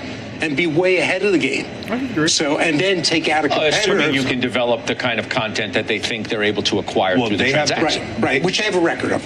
Right. Netflix for sure. has a YouTube problem, right? They have to focus on developing original content in order to compete. The reason they got unseated by YouTube in the first place is because the appetite has shifted to original content. So 25% of all viewership of YouTube now is on actual TV sets. That's a problem for Netflix, and that's the problem they have to focus on. Yeah, what Netflix should really be spending a lot of money on, in my personal opinion, is sports rights. Sports rights. Because Netflix is really focused on building their ad business right now. And the big ad money, you get that from sports because it's live. People just binge watch shows, right? With no ads and anything like that. Sports is live. People put it on their big screen TV and watch the football game, the soccer game, basketball game, baseball, hockey, whatever. Okay. They got it up there. They're watching it live, commercial break, boom, boom, boom, bunch of commercials play. Okay. Back to the game, bunch of commercials play. That's how people watch sports. And so, you can get a great ROI on that and make Netflix a much stickier product overall. I think that's where they should be spending their money. That's where they'll get the best ROI. But hey, they want to go spend $90 billion. That's their decision on, another company. For those of you that are looking to take your investing up to a much higher level, get in a phenomenal group. That will be the pinned comment down there to apply. Join my private stock group. Market down about 700 points on the Dow here today. S&P 500 down over 2%. NASDAQ down close to 600 points here today. Oh boy, it's Sell America is back. Okay, I haven't heard Sell America since the first half of last year, but the Sell America trade is back. Danish pensions to fund to sell $100 million in treasuries, citing poor U.S. government finances. Oh, gotta love that, right? 10-year popping huge today. Huge. That's a massive move for the 10-year. You might look at that, if you don't know the treasury market, you might look at something like that and be like, it doesn't seem that big. No. In the treasury market, in a one-day span, that's a huge move for the 10-year up. This is a no bueno situation. The reason being is we do know Trump, we do know the government, they want to unfreeze the housing market here in 2026. That's a big agenda, right? And mortgage rates were dropping. We dropped all the way down to flirting with going into the fives when it comes to a 30-year. Now with the 10-year going up, this could reverse. A 10-year matters more than anything when it comes to mortgage rates. So just something to kind of keep in mind here. I was looking at Bitcoin here today. It's very interesting. Bitcoin actually down 11.5% the past year. You think about it, it's been actually a really good past year in the markets for stocks, but man, Bitcoin just cannot get any momentum. It's actually really fascinating in regards to that. Meanwhile, you look at something like silver. Silver refuses to go down. It doesn't matter what's going on. Bull market, bear market, this thing just goes up nonstop. Look at the move in the past year, 205%. That's better than any stock I can think of, other than maybe Micron. Micron might have beat silver over the past year, but this is shocking, man. Absolutely shocking, and people are like, is it ever going to go down? People are trying to short it now, and they keep getting obliterated on this. Oh, man, what a situation, right? Meanwhile, we do have some stocks actually holding strong despite this market weakness. Look at Celsius today, up nearly 4%. Vaunt was up. AMD was flirting with being green today. Estee Lauder was hardly down. Elf was hardly down. So we do have some stocks holding it down, in respect to those stocks despite all the drama. Look at my hedge, my Tesla hedge, right? I obviously talked about this a lot in the fourth quarter of, 2025 there, as kind of my hedge for this year. It's been doing pretty well the past month. It's up 33% this past month. So that hedge is red hot. If you don't know what that is, it's basically a 2x inverse against Tesla stock. And so, it's not a bet against Tesla, the company, in terms of, Tesla's a bad company or something like that. It's just a bet on valuation, but mainly, hey, if the market gets shaky, Tesla's going to sell off huge. And what do we see? Market gets a little shaky. It's not even like the market's down that much. I think the NASDAQ's down about 5% or somewhere around there from all-time highs. That's nothing crazy. But yeah, look at how much this Tesla hedge has appreciated just in the past month, right? Meanwhile, I was looking at the public account here today. We have 8 stocks in there that I have 2x'd my money on or more that are active positions. Google McDougal, 105%. AMD, 107%. Celsius, 131%. Revolve, 159%. SoFi, 207%. Meta's up 424%. Alpha's up 1,124%. And Palantir's up 2,205%. And I was thinking, which of these 8 stocks do I actually believe in the most over the next 3 years? I was actually putting some good thought into that. Salesforce, and we'll talk about that in this video here today. Salesforce down almost 17% year to date. Ladies and gentlemen, we're still in the first month of the year, and Salesforce is just getting obliterated every day. The stock just sells off. Doesn't matter what's going on out there, right? Look at Adobe. It's even worse. Adobe's down 17.17% year to date. Insane, those stocks, right? 3 core subjects we'll speak about in today's video. One is this market actually in real trouble, ladies and gentlemen? And we're kind of at that tipping point where people are like, are we in trouble here, or is this just like a little something? We'll speak about that in this video. I'll give you my perspective and opinion if we're actually in real trouble or this is just a little play around game and we're going right back up. Okay, second subject we'll speak about. The stocks that have the most upside of my stocks that have over 2x, which of those stocks do I believe in the most in the next 3 years? I'm actually going to rank them in order for you guys. Third subject we'll speak about here today is the worst case scenario for Salesforce and Adobe stocks. When do I think those stocks are going to bottom? We're going to speak about that in this video here today because I look at those 2 stocks as an incredible opportunity to buy for the next few months, but they just keep going down right now, right? And so I think it's an important subject to speak about in this one here today. One thing and one thing only I need from you guys, if you could please just smash that little like button. To everybody that's already done it, thank you so much. I appreciate you in the biggest way. If you haven't done it, just smash that little like button. That's all I need from you, a little thumbs up. Additionally, if you want to be subscribed to the channel, we are well over, 910,000 subscribers here on the main channel. Additionally, pinned comment down there today, if you're looking to apply to our private stock group, private wealth group, get access to all my course curriculums, private Discord chat, exclusive weekly videos, 1000xstocks.com, see the moves I'm making in my portfolios, get your Steel membership cards, all that fun stuff. That will be the pinned comment down there. Is take your investing game up to a much higher level. This is a sort of market you want to be ready to rock and roll and know what you're doing because there's some opportunities out there. If you miss them, no bueno, no bueno. That's all I'll say about that. Okay. Number 1. Okay, so is this market in real trouble? All right, listen. Netflix. Netflix is usually the first stock of big tech to report earnings. It can sometimes be a little bit of an omen for, is the market feeling bullish, bearish on these earnings and things like that, right? Well, here they go.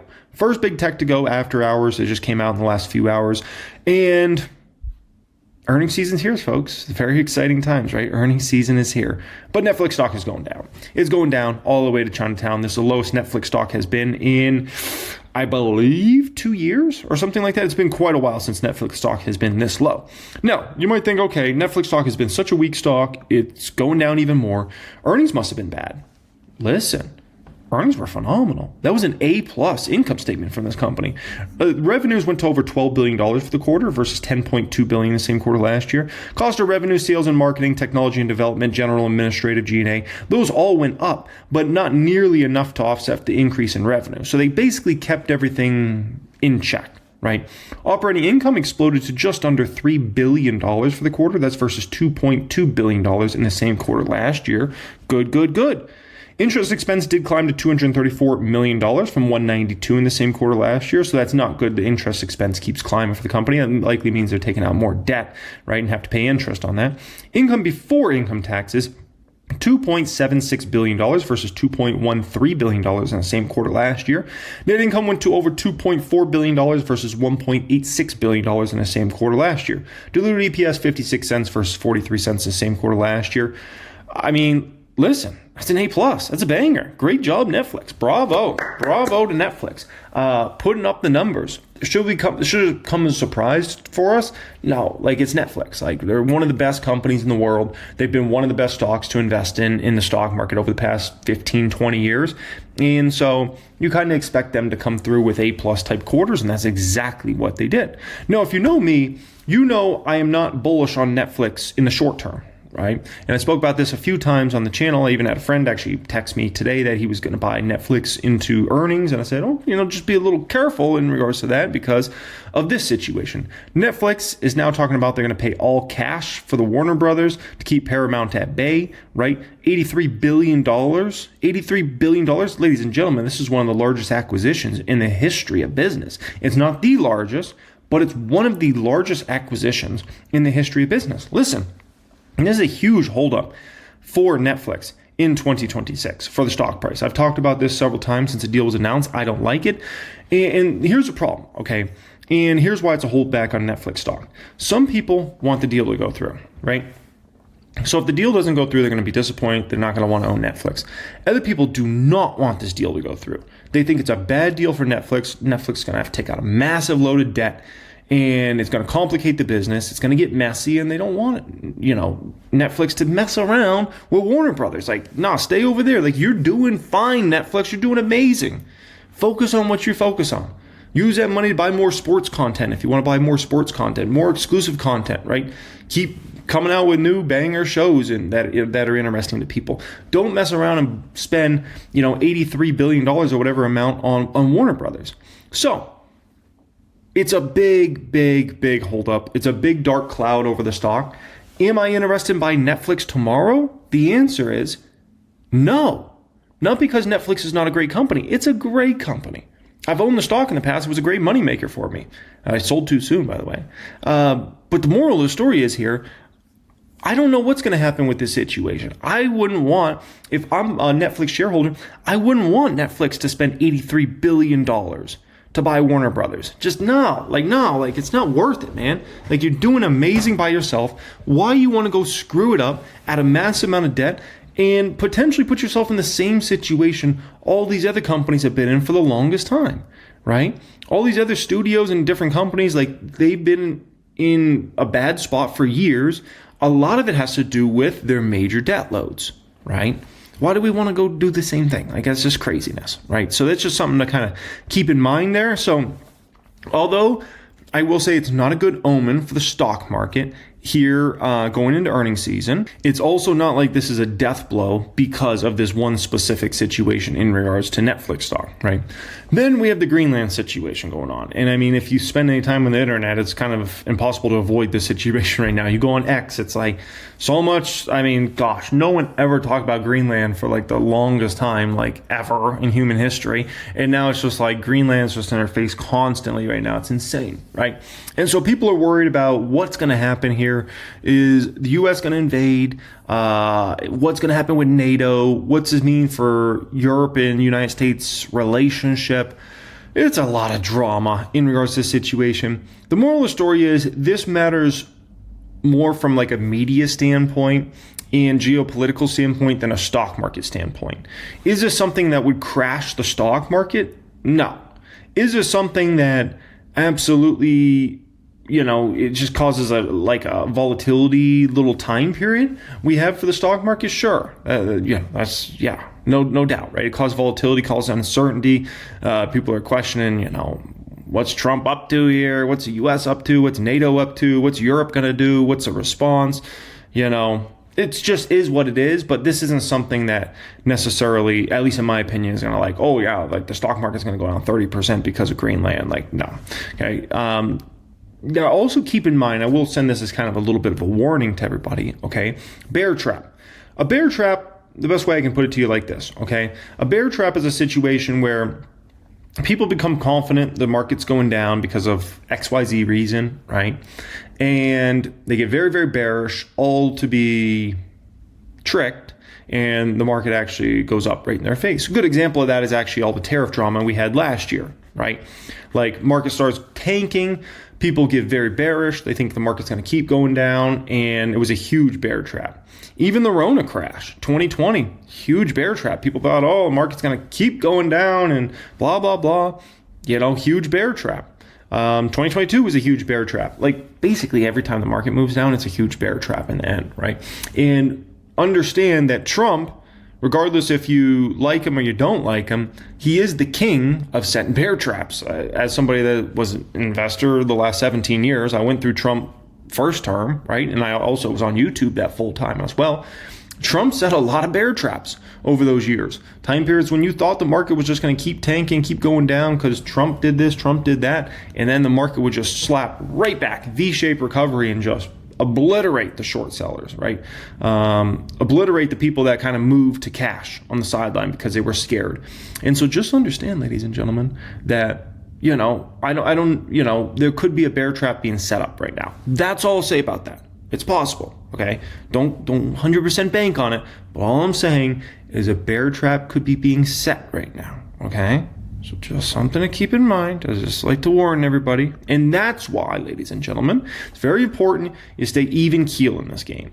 You want to stay balanced. Too many flipping flapjackers flipping their flapjacks all over the place in this market. They're bearish, then they're bullish, then they're bearish, and they're bullish. They're selling out all their stocks, then they're going all in, then they're selling everything, then they're going all in. They're all over the place. They're going calls, they're going puts. Oh my gosh. It's like a full-time job. They're all over the place, right? Stay balanced in this game. Balanced means better returns long term. Focus on the long term, right? And I'll show you an example of, this is just over the past few months, how insane, literally insane, people are in the stock market, right? This is AI investor sentiment. They've been doing this sentiment survey all the way since the 1980s.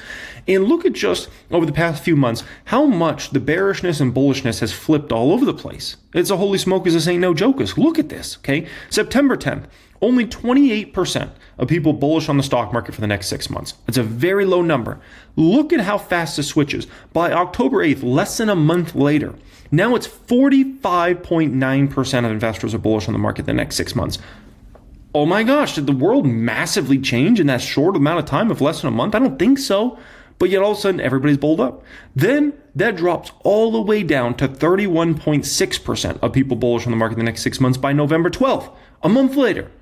So we went in a matter of a month, right? Not many people bullish to a lot of people bullish relative to, because keep in mind, usually the scale I think is around 37% of investors are bullish on the market the next 6 months, if I recall. Okay, like that's the normal amount. So when you go way under that number, basically people are very, very bearish. And when you go way above a 37% number, that means you're like super bulled up, right? Then look at this, November 26th. 32% of people bullish on the market the next 6 months. And look at this, January 14th, just last week. Now 49.5% of people are bullish. Overwhelmingly bullish, right? And now we're getting slapped with bearishness right in our faces. I mean, it's incredible. Look at the bearish activity. September 10th, 49.5%. Almost half of investors doing the survey bearish on the stock market the next 6 months on September 10th. That flips all the way down to 35.6% by October 8th. Then all of a sudden, everybody's bearish again. November 12th, 49.1% of investors bearish on the market the next 6 months. Then that goes all the way down by December 3rd, just a few weeks later, down to 30.8%. Only 30.8% bearish on the market the next 6 months. It's incredible. It's absolutely incredible. And once again, it pays better to just stay balanced in this game. Let everybody else do all the foolishness of going all in, all out, selling all their calls, selling all their puts, blah, blah, blah. Let them do them. You focus on what you got to focus on here, ladies and gentlemen, okay? Long term, remember this. Long-term stocks are driven by what? Earnings. Earnings. Earnings. Short-term, stocks are driven by everything else. They're driven by what does Trump say and do? They're driven by what is the Federal Reserve saying or doing? They're driven by, did a company beat earnings by enough or did they miss by too much? They're driven by geopolitical concerns. They're driven by this country said this or this country said that. They're driven by black swan events. Short-term stocks are driven by a million other things. But over the long, and it's not like this is new. This is hundreds of years we can go back in time. It's always been the same thing. Long-term stocks are driven by earnings. Short-term stocks are driven by everything else, okay? And so always keep that in mind and don't get too, all over the place when you're going through a time period of volatility, right? And there's a video I put out. It's basically almost exactly a year ago now at this point in time. I put it out on Inauguration Day. I said it has 188,000 views. The Trump stock market will be a roller coaster, right? Big Trump in the thumbnail there. And that just is what it is. Like if you went through the first term, it's going to be a roller coaster. There's going to be time periods when you're looking at your portfolio and you're like, oh my gosh, is it ever going to stop being so bad? There's going to be other time periods when you look at your portfolio and you're like, oh my gosh, I just hit another all-time high, another all-time high, another all-time high. Literally, you're going to think about quitting your job, quitting your business, because you're going to be looking at your portfolio and you're like, dude, I just made more from my portfolio today than I make a month of working at my business or working at my job. That just is what it is. Like that's a Trump stock market for you. It's going to be big ups and big downs. And Like, it just is what it is. And so just understand that's part of the process, right? In regards to like a crash in the market, I did a video actually on the Reaction channel last night that's pretty valuable. I think you guys will enjoy. It looks like 64,000 people have gotten to see it so far. And that video really taps into, I went to AI and kind of asked AI if we're going to have a crash this year and what are the percentage probabilities. Some of the answers might shock you from that video. And I also gave my opinion and perspective on the percentages I would put of like a particular like 10% drop in the market, a 20% drop this year, a 30% plus drop. So if you want to check out that, that's Jeremy Lefebvre Makes Money. We're now up to 126,000 subscribers on that channel. I appreciate everybody that's subscribed over there and enjoys those videos as well. That was a fun video actually to make last night, okay? This video is a little more serious. That was more of a fun video, okay? Second subject up here, most upside of my top 8 stocks for the next 3 years. Here we go. So, the stock I believe has the most upside for the next 3 years out of my top 8 stocks. That in terms of the top 8 stocks is basically the stocks that have doubled or more for me, by the way. Number 1 is Meta. Now, that should come as no surprise because it's also my biggest investment. But when I look at Meta, it's extremely attractively priced right now. When I look at the revenue growth, the earnings per share growth, the margins, it looks phenomenal. And Meta's been a lagger for the past year. I don't think it's going to stay that way, but it is what it is. It has been a lagger, right? And so Meta, I believe, has the most upside for the next 3 years specifically. Remember, we're just focused on the next 3 years here. We're not talking about the next 1 year. We're not talking about the next 10 years. Just the next 3 years. The next 3 years sets up phenomenal for Meta, okay? Only thing I worry about with Meta is depreciation of, obviously all these chips they're buying, like in that depreciation schedule being 5-6 years. Like, that's the only issue. Outside of that, like, it's just a banger, man. Number 2, the second stock I think has the most upside for the next 3 years specifically is AMD. Shouldn't come as a surprise. A big position for me in the public account, $592,000 I have in that one. AMD sets up very well for this next 3 years. Obviously, 450 going into production middle of this year, and that's going to be a huge banger for the back half of the year and then pushing into 2027. And then, the 500 series, I'm sure, will be even a bigger deal for the company overall. And they have a lot of other businesses that have really turned a corner as well. But, yeah, I think AMD sets up very well as well. That's a stock that I'm like, I won't be surprised if it pushes to 500 plus. I know it seems like a long way from here, but I wouldn't be surprised. Like, if you told me a year from now, 2 years from now, AMD's 500 plus, I wouldn't be surprised at all. Number 3, ELF on a shelf. So this one might surprise you because it's obviously been a great gainer for me in the public count, up 1,124%, and it's not a huge position. Listen, you may say, okay, if that's the third stock you believe that's going to do the best over the next 3 years, why not have a lot more money in it? Here's the deal. I own a lot of ELF shares in other portfolios, so I don't really feel like I need to own a ton more ELF in the public account because I have significant positions in other portfolios as well. So just do keep that in mind. But yeah, I think ELF sets up very well. Getting through all the tariff drama, I think there's going to be a lot more clarity around the business model by the end of this year, and I think that's going to bode very well for ELF stock. The number 4 stock is Celsius, CELH, Celsius Holdings. That's a 4 stock that I think has the most upside the next 3 years. With the Alani deal that's now gone through, oh man, the distribution with Pepsi, the international expansion opportunity over the next 3 years, I think is going to be immense. So I think growth rates are going to be phenomenal for the next 3 years. Obviously, this year is going to be the most insane because of the Alani deal. But I think it's going to be great growth rates for the next 3 years. I think the story, if we look out 2 years out, 3 years out, is going to become more than just revenue growth. It's in market share. It's also going to become are the margins increasing for the company? Is the earnings per share increasing for the company? And then what are they going to do with all the money that's going to start pouring in for the company? Are they going to try to buy another brand, start another brand, or are they going to just focus on buybacks, right? Buy back more shares, which is going to help the earnings per share go up much more, at a much more rapid clip. Like, there's a possibility where Celsius could be like a 15%-ish grower of revenue, on average for the next 5 years or 6 years or whatever, but there's a possibility like earnings per share goes up at 25, 30, or 40% clip over each year because of margin increasing, and then if they buy back a ton of shares, takes a ton of shares off the market, so something to keep in mind there. The 5th stock up here is Google McDougal, actually. I know this one's been a huge mover, but I think Google actually still sets up very well for the next 3 years. That's one that I would look at as fairly valued right now, but I think they kind of got disrespected in the AI game, and you got to understand, like, Google is the leader, in my opinion, in regards to AI. Like, they've been the leader for the longest time. People just didn't recognize them as that because ChatGPT got so much hype on the initial, right? Gemini's getting better and better. It looks like Gemini's continuing to steal market share, and, watch out. That's all I'll say about that for the next 3 years. The sixth stock up here is SoFi Technologies. So SoFi, that one has had a big run, right? It was $6. $6 probably, less than 2 years ago. It was a $6 stock. And, obviously it's had a big move. Recently it's been kind of in the $26 to $28 range. So huge move for the stock.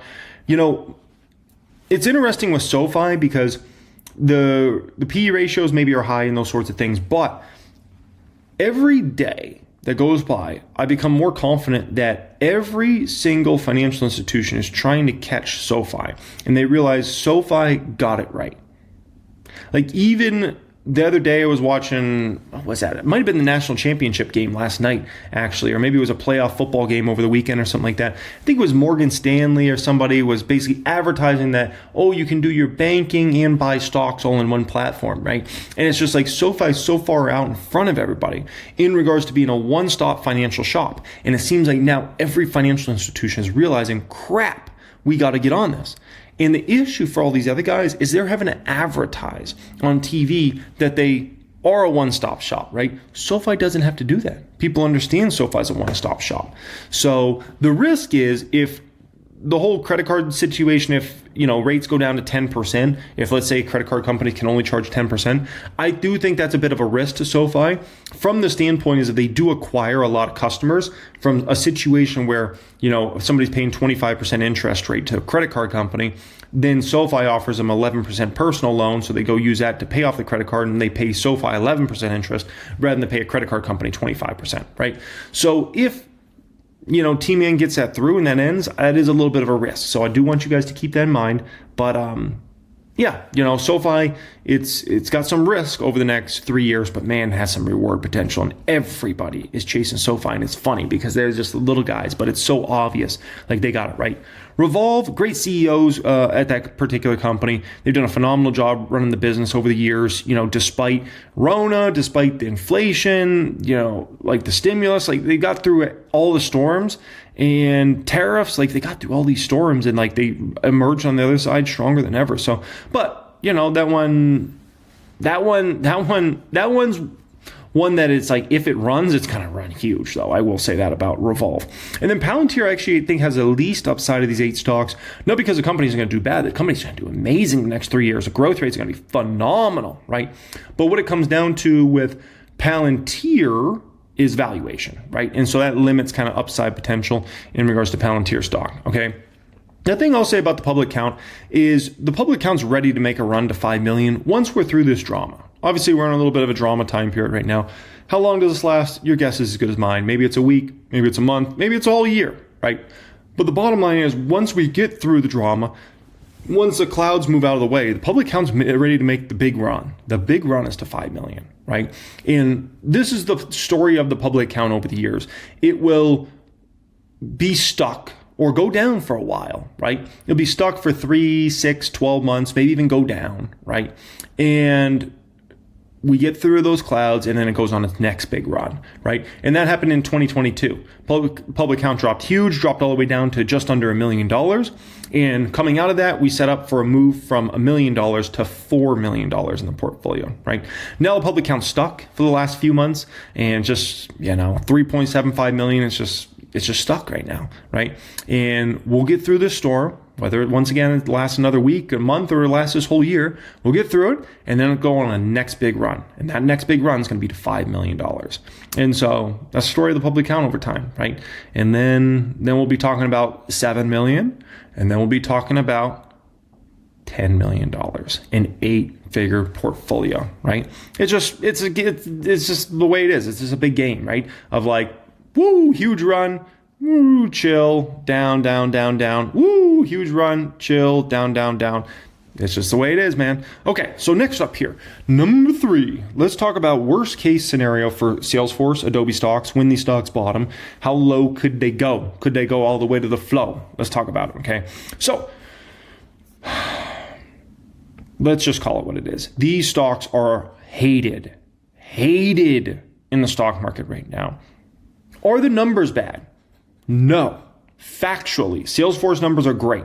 Factually, Adobe numbers are great. You can't debate that. Look at the earnings reports. They're phenomenal. But just because you have amazing earnings in the short term, right, doesn't mean your stock's going to be loved. That stock is hated right now. Look at the Qs over the past year. Qs are up, right around 16% the past year, just under 16%. Salesforce down about 33% and Adobe down 33%.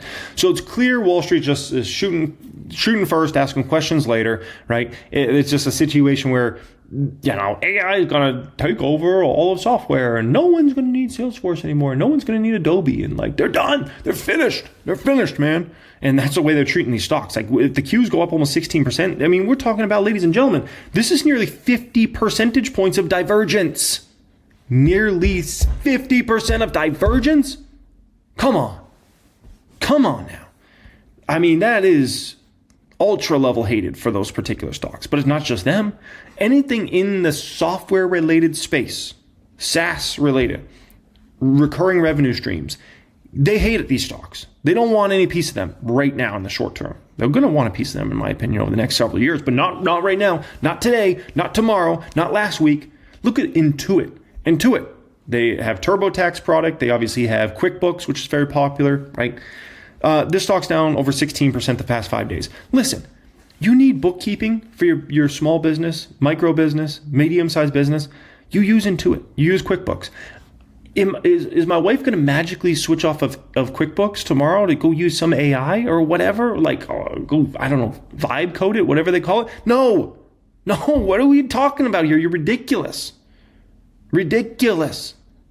That's a misunderstanding of how intertwined Intuit is with businesses, companies, and how intertwined it is with CPAs and tax professionals. Like crazy. But that shoot first, ask questions later. That's what they're doing right now in the stock market, right? So ouchie. Look at Shopify. Shopify's down over 14 percentage points in the past 5 days. AI. It's taking everything out. Never going to need Shopify again. No Shopify, no Shopify, no Salesforce, no Adobe, no Intuit, no nothing. We don't need anything. No. Don't need anything. It's all good. We got, I don't know, whatever to handle. Okay. All right, Captain. Okay, so let's take a peek here. When do these stocks bottom? Okay, so Adobe right now keep in mind, 1000X, we have a little glitch going on right now, so I have the devs working on that. But basically, the 2-year forward Ps are actually the forward Ps. So forward P on Salesforce is about 17 right now. Adobe's about a 12. 12. You gotta be flipping my flapjacks. This is insane. Okay, so worst case scenario for Adobe stock, in my personal opinion, 250. Worst case scenario. I don't even know if it's going there, but that's the worst case scenario I see for the stock. Salesforce, worst case scenario I see for Salesforce, 180. Worst case, okay? That does not mean those stocks are going there. I think those stocks are much closer to bottoming than to not bottom, okay? And so the way I would put it to you like this, okay? I am buying pretty much every single week these stocks right now, and I'm going to do that for the remainder of Q1. Basically, every single week, you'll likely see me buying Salesforce, buying Adobe, buying Salesforce, buying Adobe. And I might continue that into Q2. And why I might continue in Q2 is there's a possibility these stocks bottom in Q1. There's a very realistic possibility. They bottom in Q1, right? I'll keep buying in Q2 because it's not like they're going to magically skyrocket so much that the pricing is not going to be attractive anymore. No, there's still going to be a great deal. When you have a stocks make a huge, I'll give you a good example, Meta, right?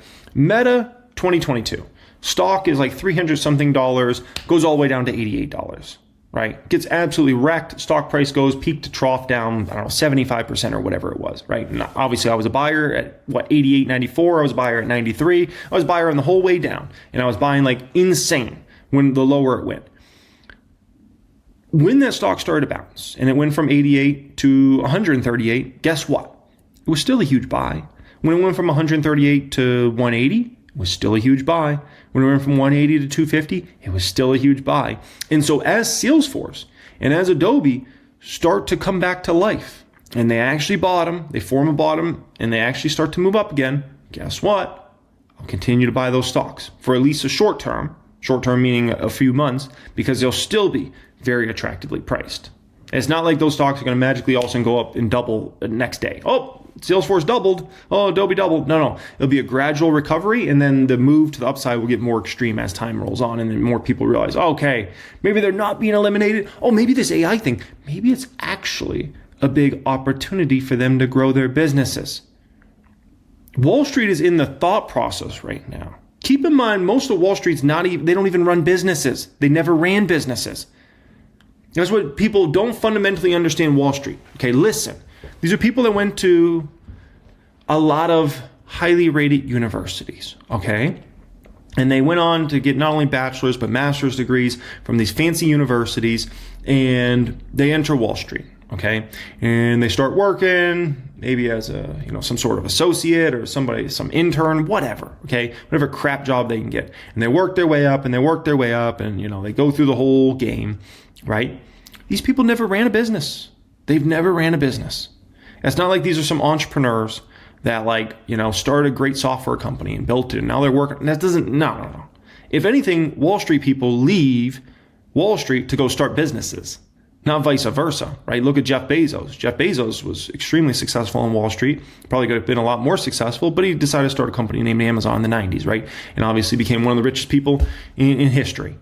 And so understand, these people don't understand business. They don't understand how businesses actually work. They've never done it. How could you if you never really done it like that? It's difficult. It's very, very difficult. It's like me, it'd be like me trying to judge why a baseball player is good or not when I never played baseball. Well, technically I did in the 5th grade. Oh, soccer. I never played soccer.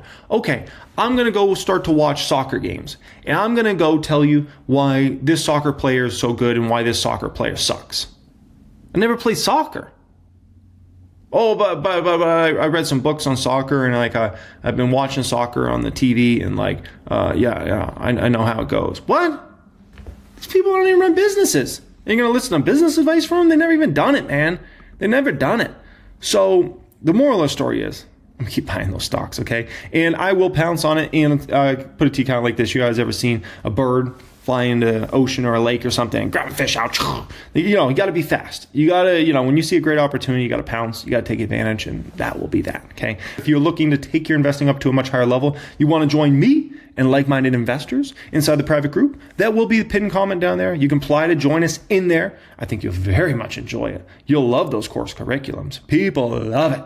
You'll love the Discord chat. You'll love the exclusive weekly videos from me. You're going to love 1000xstocks.com. Oh man, we're working on some features right now. Absolute bangers. You're going to love when those steel membership cards arrive to your house. But it's up to you. Do you love stuff or do you not? I went through with my 2 favorite AIs and asked it, if the market's going to crash in 2026, give me the percentage probabilities of a 10%, 20%, and 30% plus downward move in 2026.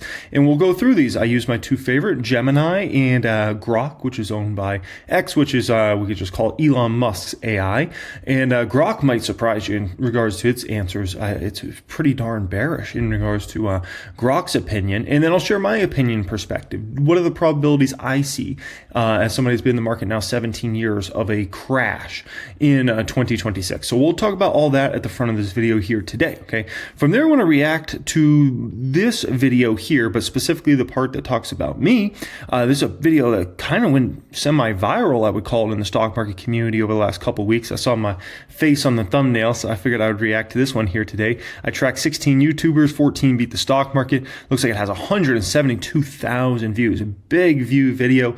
It discusses me personally in the video, so I thought I would go ahead and react to that in this video here today and share some opinions and perspectives. One thing only I need from you guys, if you could please just smash that little like button on this video. That's all I need from you, man. That's it. That's the only payment. Just a little smash on the like button. That's it. If you want to be subscribed to the channel, you can certainly subscribe here to the reaction channel. We are now at I think 125,000 plus subscribers. So I appreciate each and every one of you. If you ever want me to discuss a certain topic, a certain stock, leave it in the comments section. I always read through the comments and kind of gives me some understanding about other subjects you guys might want me to speak about in the future, whether educational or whether it's particular stocks, things like that.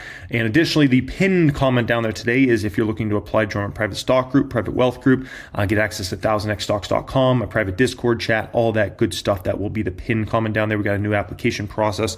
Once you join us in there, we'll send you your Steel membership card for the private group. We'll also send you your Steel 1000x card. And then if you join us on a lifetime basis, we'll send you the black card, which I'm not going to show you here today. Okay. Alrighty, guys. So let's get rolling here. Okay. So first off, I asked Gemini. Gemini is owned by Google. Will the stock market crash in 2026? Give me the percentage probability of a 10%, 20%, 30% plus down move in 2026. Gemini said, predicting the stock market with absolute certainty is impossible. True. That's a fact. I don't need AI to tell me that, okay? But 2026 is a unique year for investors because it combines two powerful opposing forces.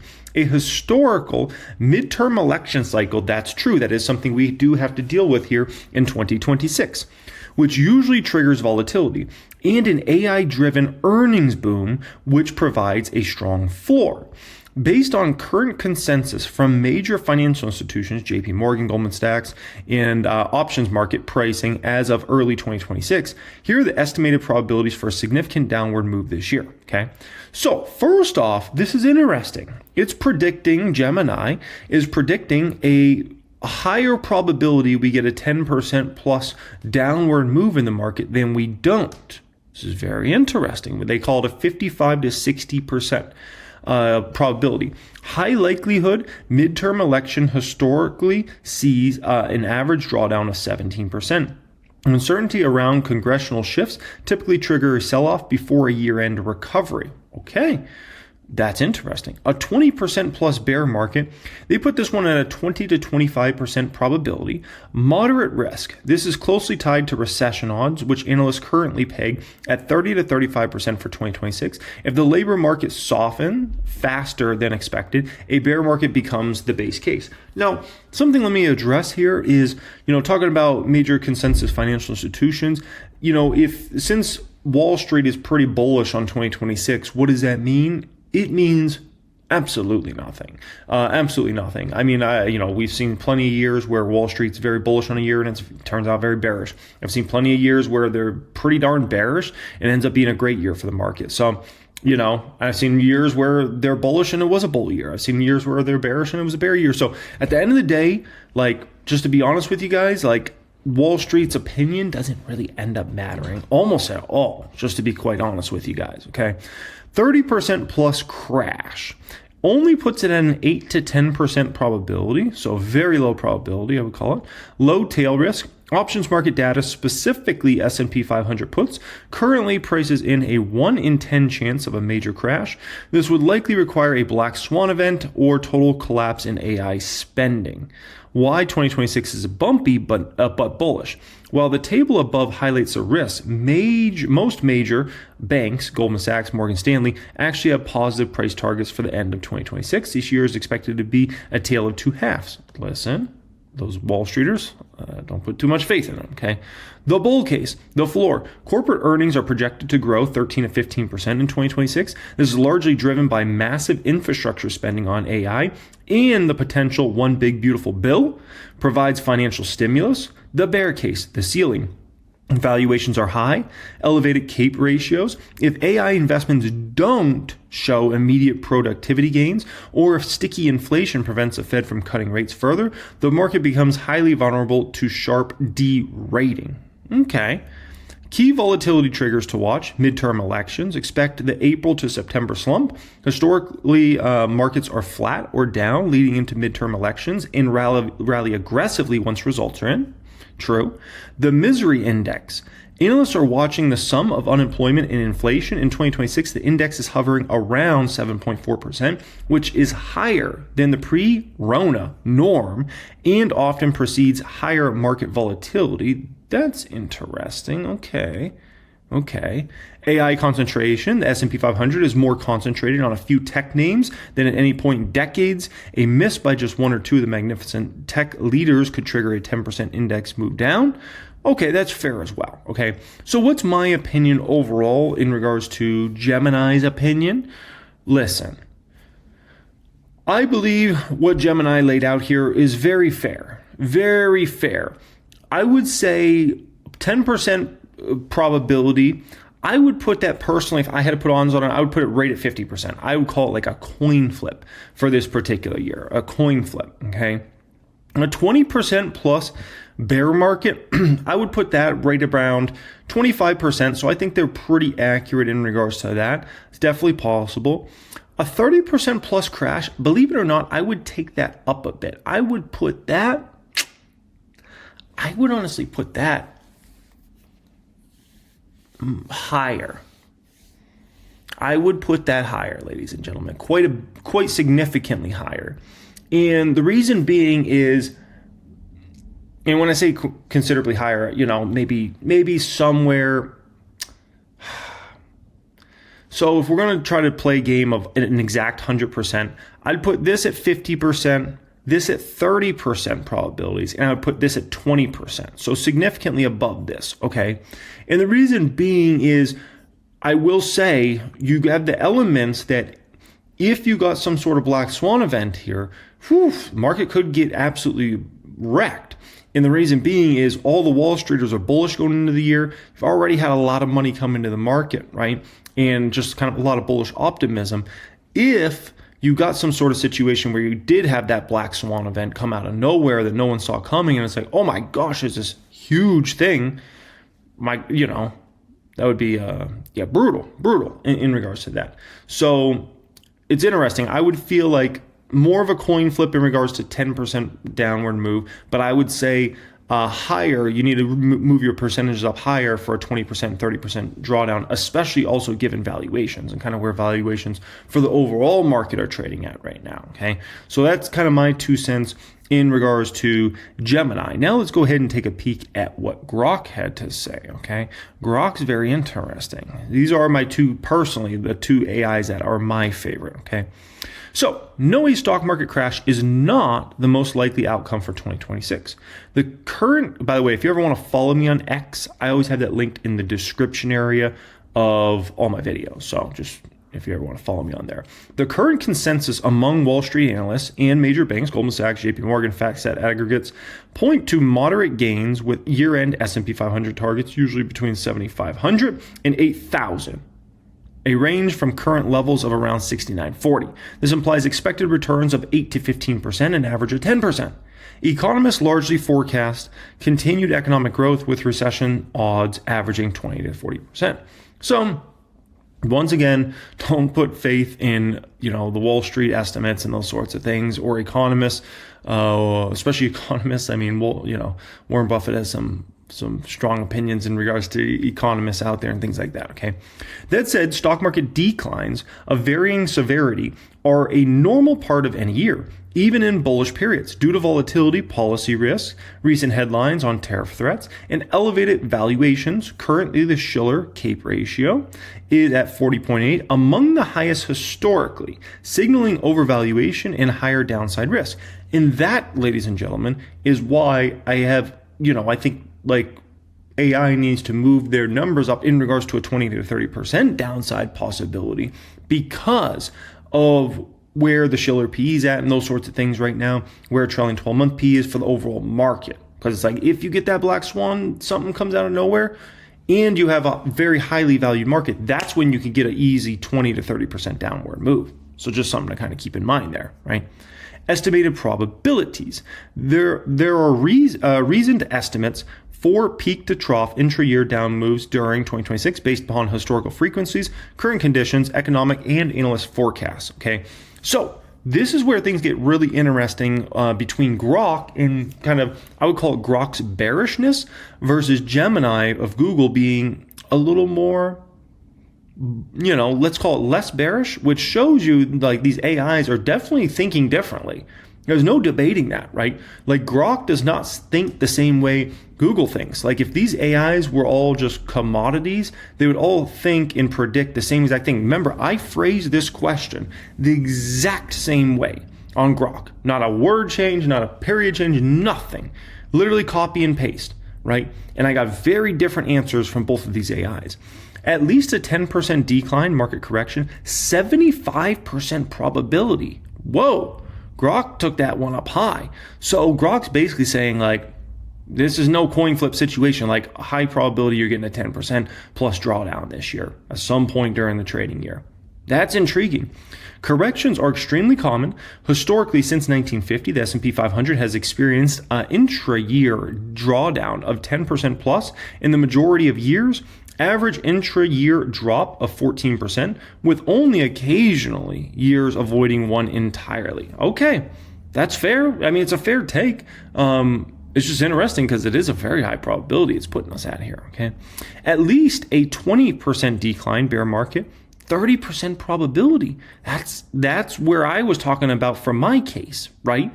And Google's kind of in that 20 to 25% range, so we can call it 22.5%. So a major divergence here in regards to this, right? Bear markets occur roughly every 4 to 5 years on average historically. If you wondered when we had our last one, that was back in 2022. 20% annual probability, but odds are elevated due to high valuations and recession risks. Most bear markets coincide with or precede recessions. Some contrarian views cite even higher odds, one veteran analyst at 65%, but mainstream forecasts remain bullish. So right here, I'm right with Grok in regards to this particular opinion of a 30% probability of a 20% downside. Here, Grok's a little less bearish than me. A little less bearish than me in regards to 30% plus decline, but definitely more bearish than Gemini, right? At least a 30% plus decline, severe crash, 10 to 15% probability.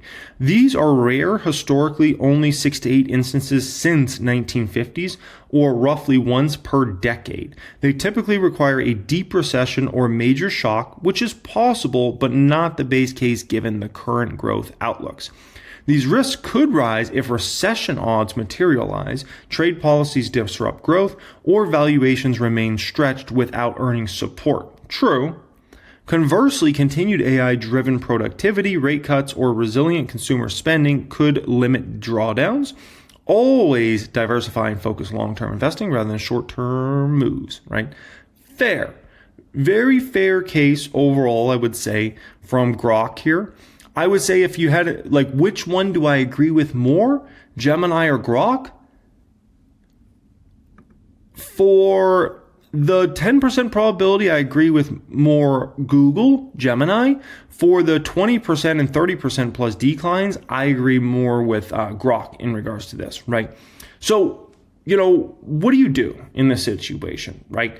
Given that we can call it, my opinion is we got 50% probability of a 10% plus drawdown during the year. We've got we can call it 30% probability of a 20% plus drawdown this year. And we got maybe a 20% chance of a, 30% plus crash. What do you do? Here's what you do. One, if you got a big dog portfolio, big money, you can put on a little hedge, 1 to 3% of your portfolio. Usually, if you want to put on a hedge, you want to do something that's maybe an inverse of the Qs, because if the market's going to go down, the Qs are going to get wrecked, right? That's a possibility. You could also do something like bet against a highly hyped, very highly valued stock, right? That's another way to play it. Those stocks get absolutely just destroyed when you get a downward move in the market, especially if we're talking a 20 or a 30% downward move. But that's more if you got a big dog portfolio. You got a portfolio of $30,000, $50,000, $70,000. Like, it doesn't make sense to mess around with hedges. It's just, no. If you got multi-millions, you're playing a different game, right? You probably have a different level of experience in the market as well. You're more sophisticated. You look at the game differently. So for you to lose 1 to 3% of your portfolio, let's say you buy, let's say you buy, let's say you do something like you buy call options on SQQQ, right? Which is basically a bet that the Qs are going to go down, okay? Or let's say you buy put options on the QQQ. You play a game like that. I mean, if you're willing to lose 1 to 3% of your portfolio, like fair play, let's say no drama really happens this year and the market just goes up, just understand, there goes 1 to 3% of your portfolio. But of course, if it's a good year, and say the market goes up 10%, and let's say you had, 2% of your funds, then it just limits you to roughly an 8% return or somewhere around there roughly, right? We can kind of play that game. On the flip side, if you get it right, when we're talking about hedging like that, let's say you do a 2% hedge of your portfolio and you get it right, that 2% hedge could end up becoming 10% weighting if the market got really ugly, if not over 10% weighting in your portfolio. Because keep in mind, all your long positions go down a bunch, right? A bunch of 20 and 30 and 40% and 50% drops in a bunch of your stocks. Meanwhile, that hedge appreciates massively. So, it's one of those things. If you get your hedge right in regards to timing, like it can be a portfolio saver. And the best part is then you get out of that hedge during the 20% drawdown, 30% drawdown or something like that, and you're able to buy stocks at very undervalued prices because everything just dropped 20, 30, 40, 50%, 60%, right? So think about it like this. Like imagine if you had played the game right in 2022 and going into 2022, you had a hedge on your portfolio when the Qs went down 37% in stocks that were big name companies like Meta and Netflix and Shopify and a whole list of them were down 60, 70, and 80%. Imagine how much money that hedge would have made you. You flip that into long positions at dirt cheap valuations. Jeez, But you got to understand, like those big drops, they come few and far between. So you could potentially put on hedges. Let's say you put on a hedge every single year, you might lose that money every single year, 2%, 2%, 2%, 2%, and then finally the big drop happens. So that's something to keep in mind. But also you can save some face in a situation. Let's say the market does go down 1 year, but you feel like the ingredients aren't there for it to go down huge. You could always get out of that hedge during the year. It's not like you got to hold it all the way to the end of the year or something like that. So let's say, Qs go down 7% and you're like all of a sudden very, very profitable in your hedge that maybe doesn't expire until September, October, November, something like that.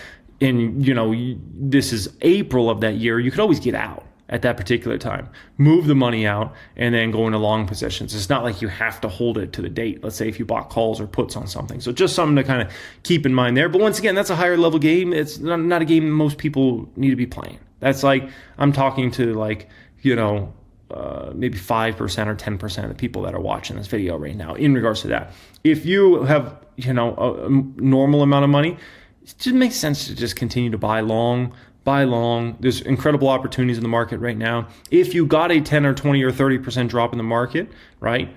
Like you're just getting more opportunities. And so just always be in a position where you have more income than expenses. You're able to buy each week, able to take advantage of great deals out there in the market and keep it simple, right? Big money, things can get more complicated. Smaller money, keep it simple. The simpler, the better, right? So, and even when you got big money, you still want to keep it simple. So just something to kind of keep in mind there.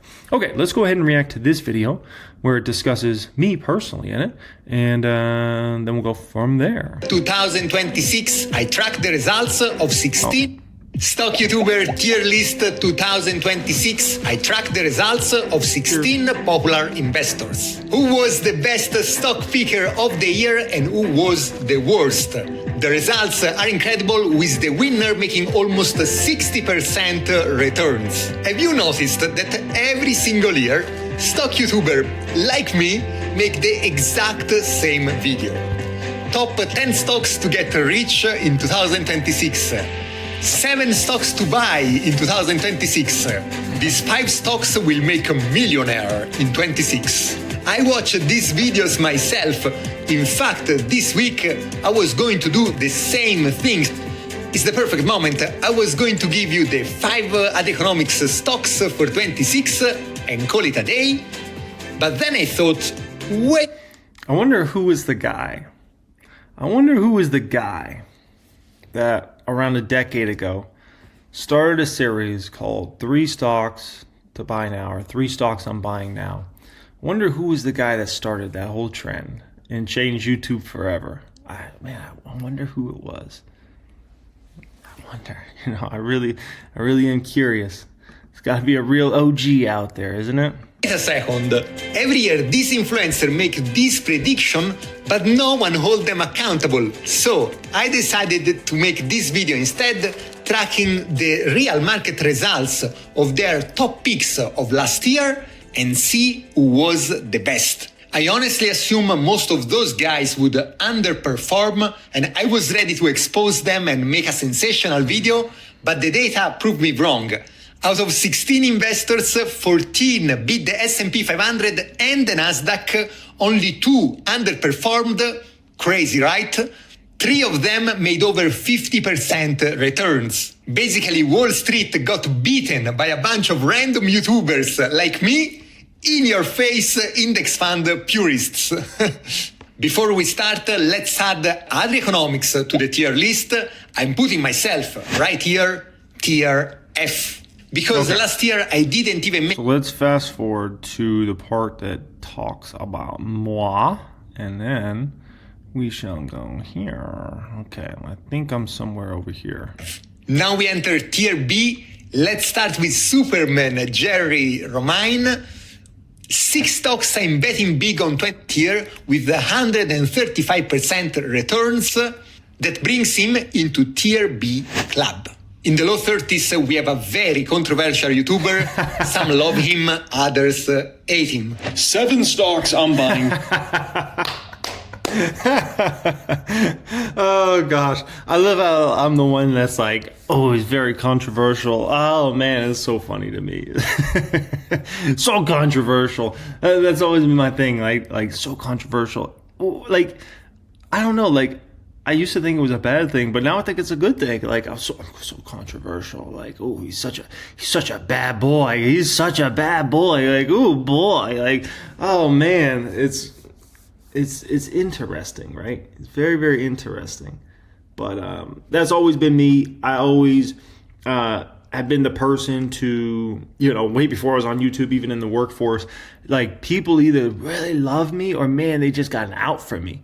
And there's really it almost has always felt like my whole life, like there's no in between.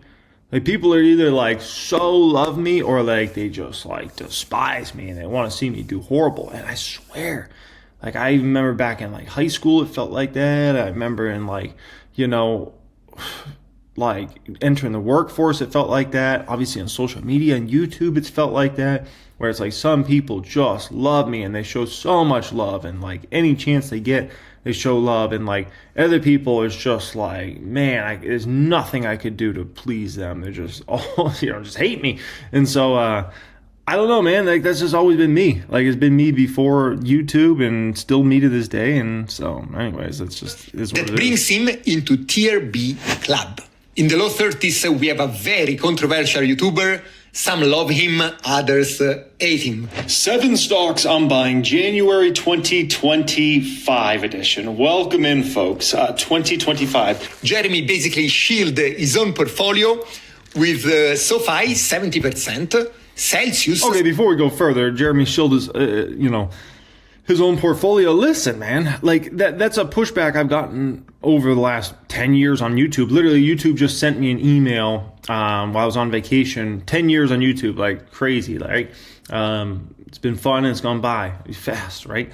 But, it's always been a complaint. It's not a big complaint, but it's something I've seen over the last 10 years. Like, oh, you're just shilling your own stocks. Oh, what? Do you want me to talk about stocks I don't believe in and tell you they're great stocks? Like, I'm all about like putting my own money in stocks I believe in. If you want to call that shilling my own portfolio, call it whatever you want to call it.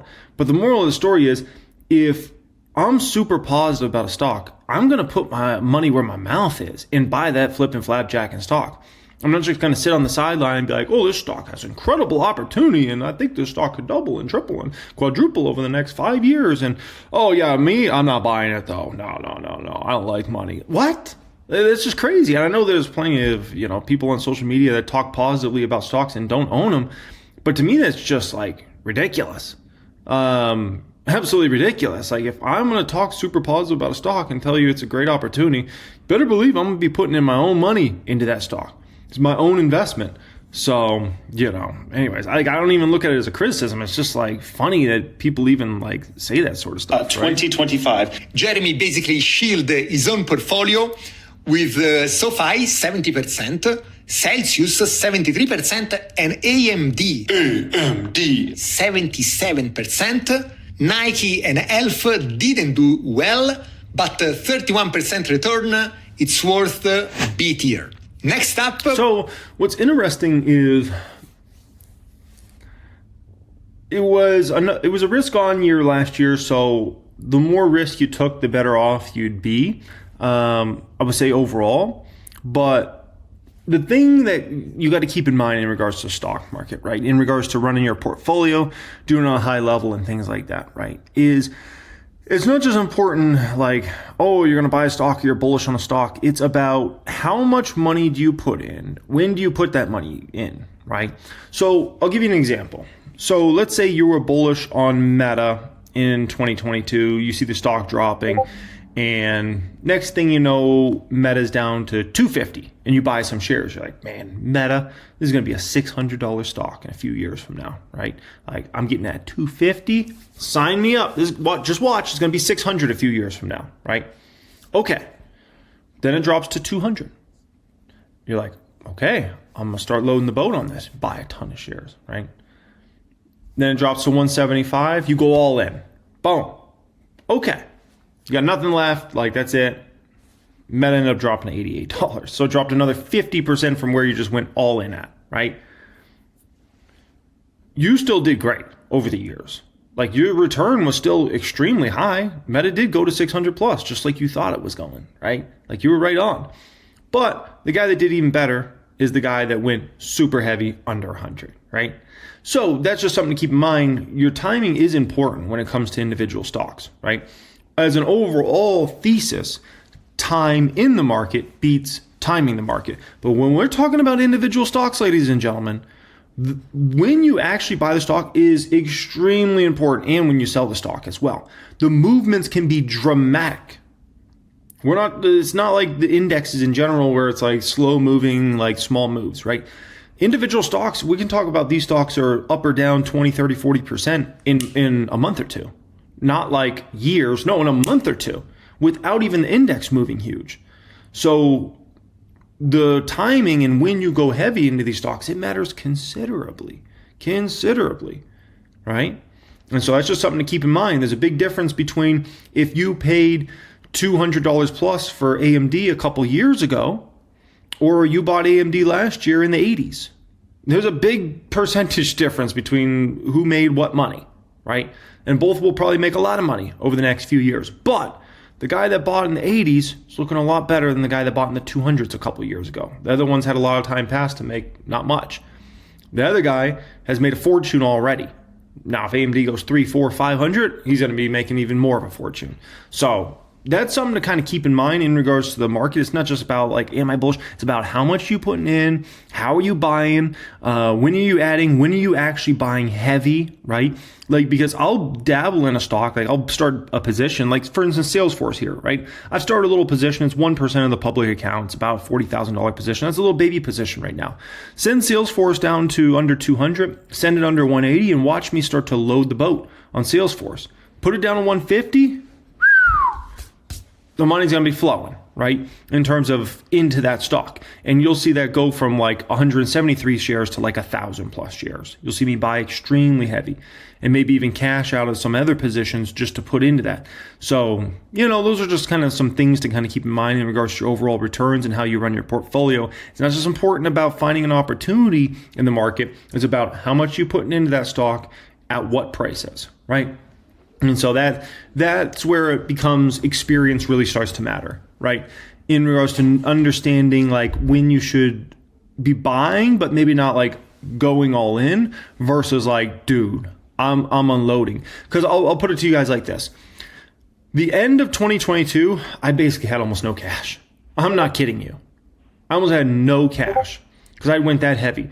I started buying, pretty heavily by like mid-year in 2022. But when we got into that like third, fourth quarter of the year, I was basically dumping everything I had into the market. And obviously it paid off handsomely. With that being said, if the market continued to drop in 23, I didn't really have more ammo.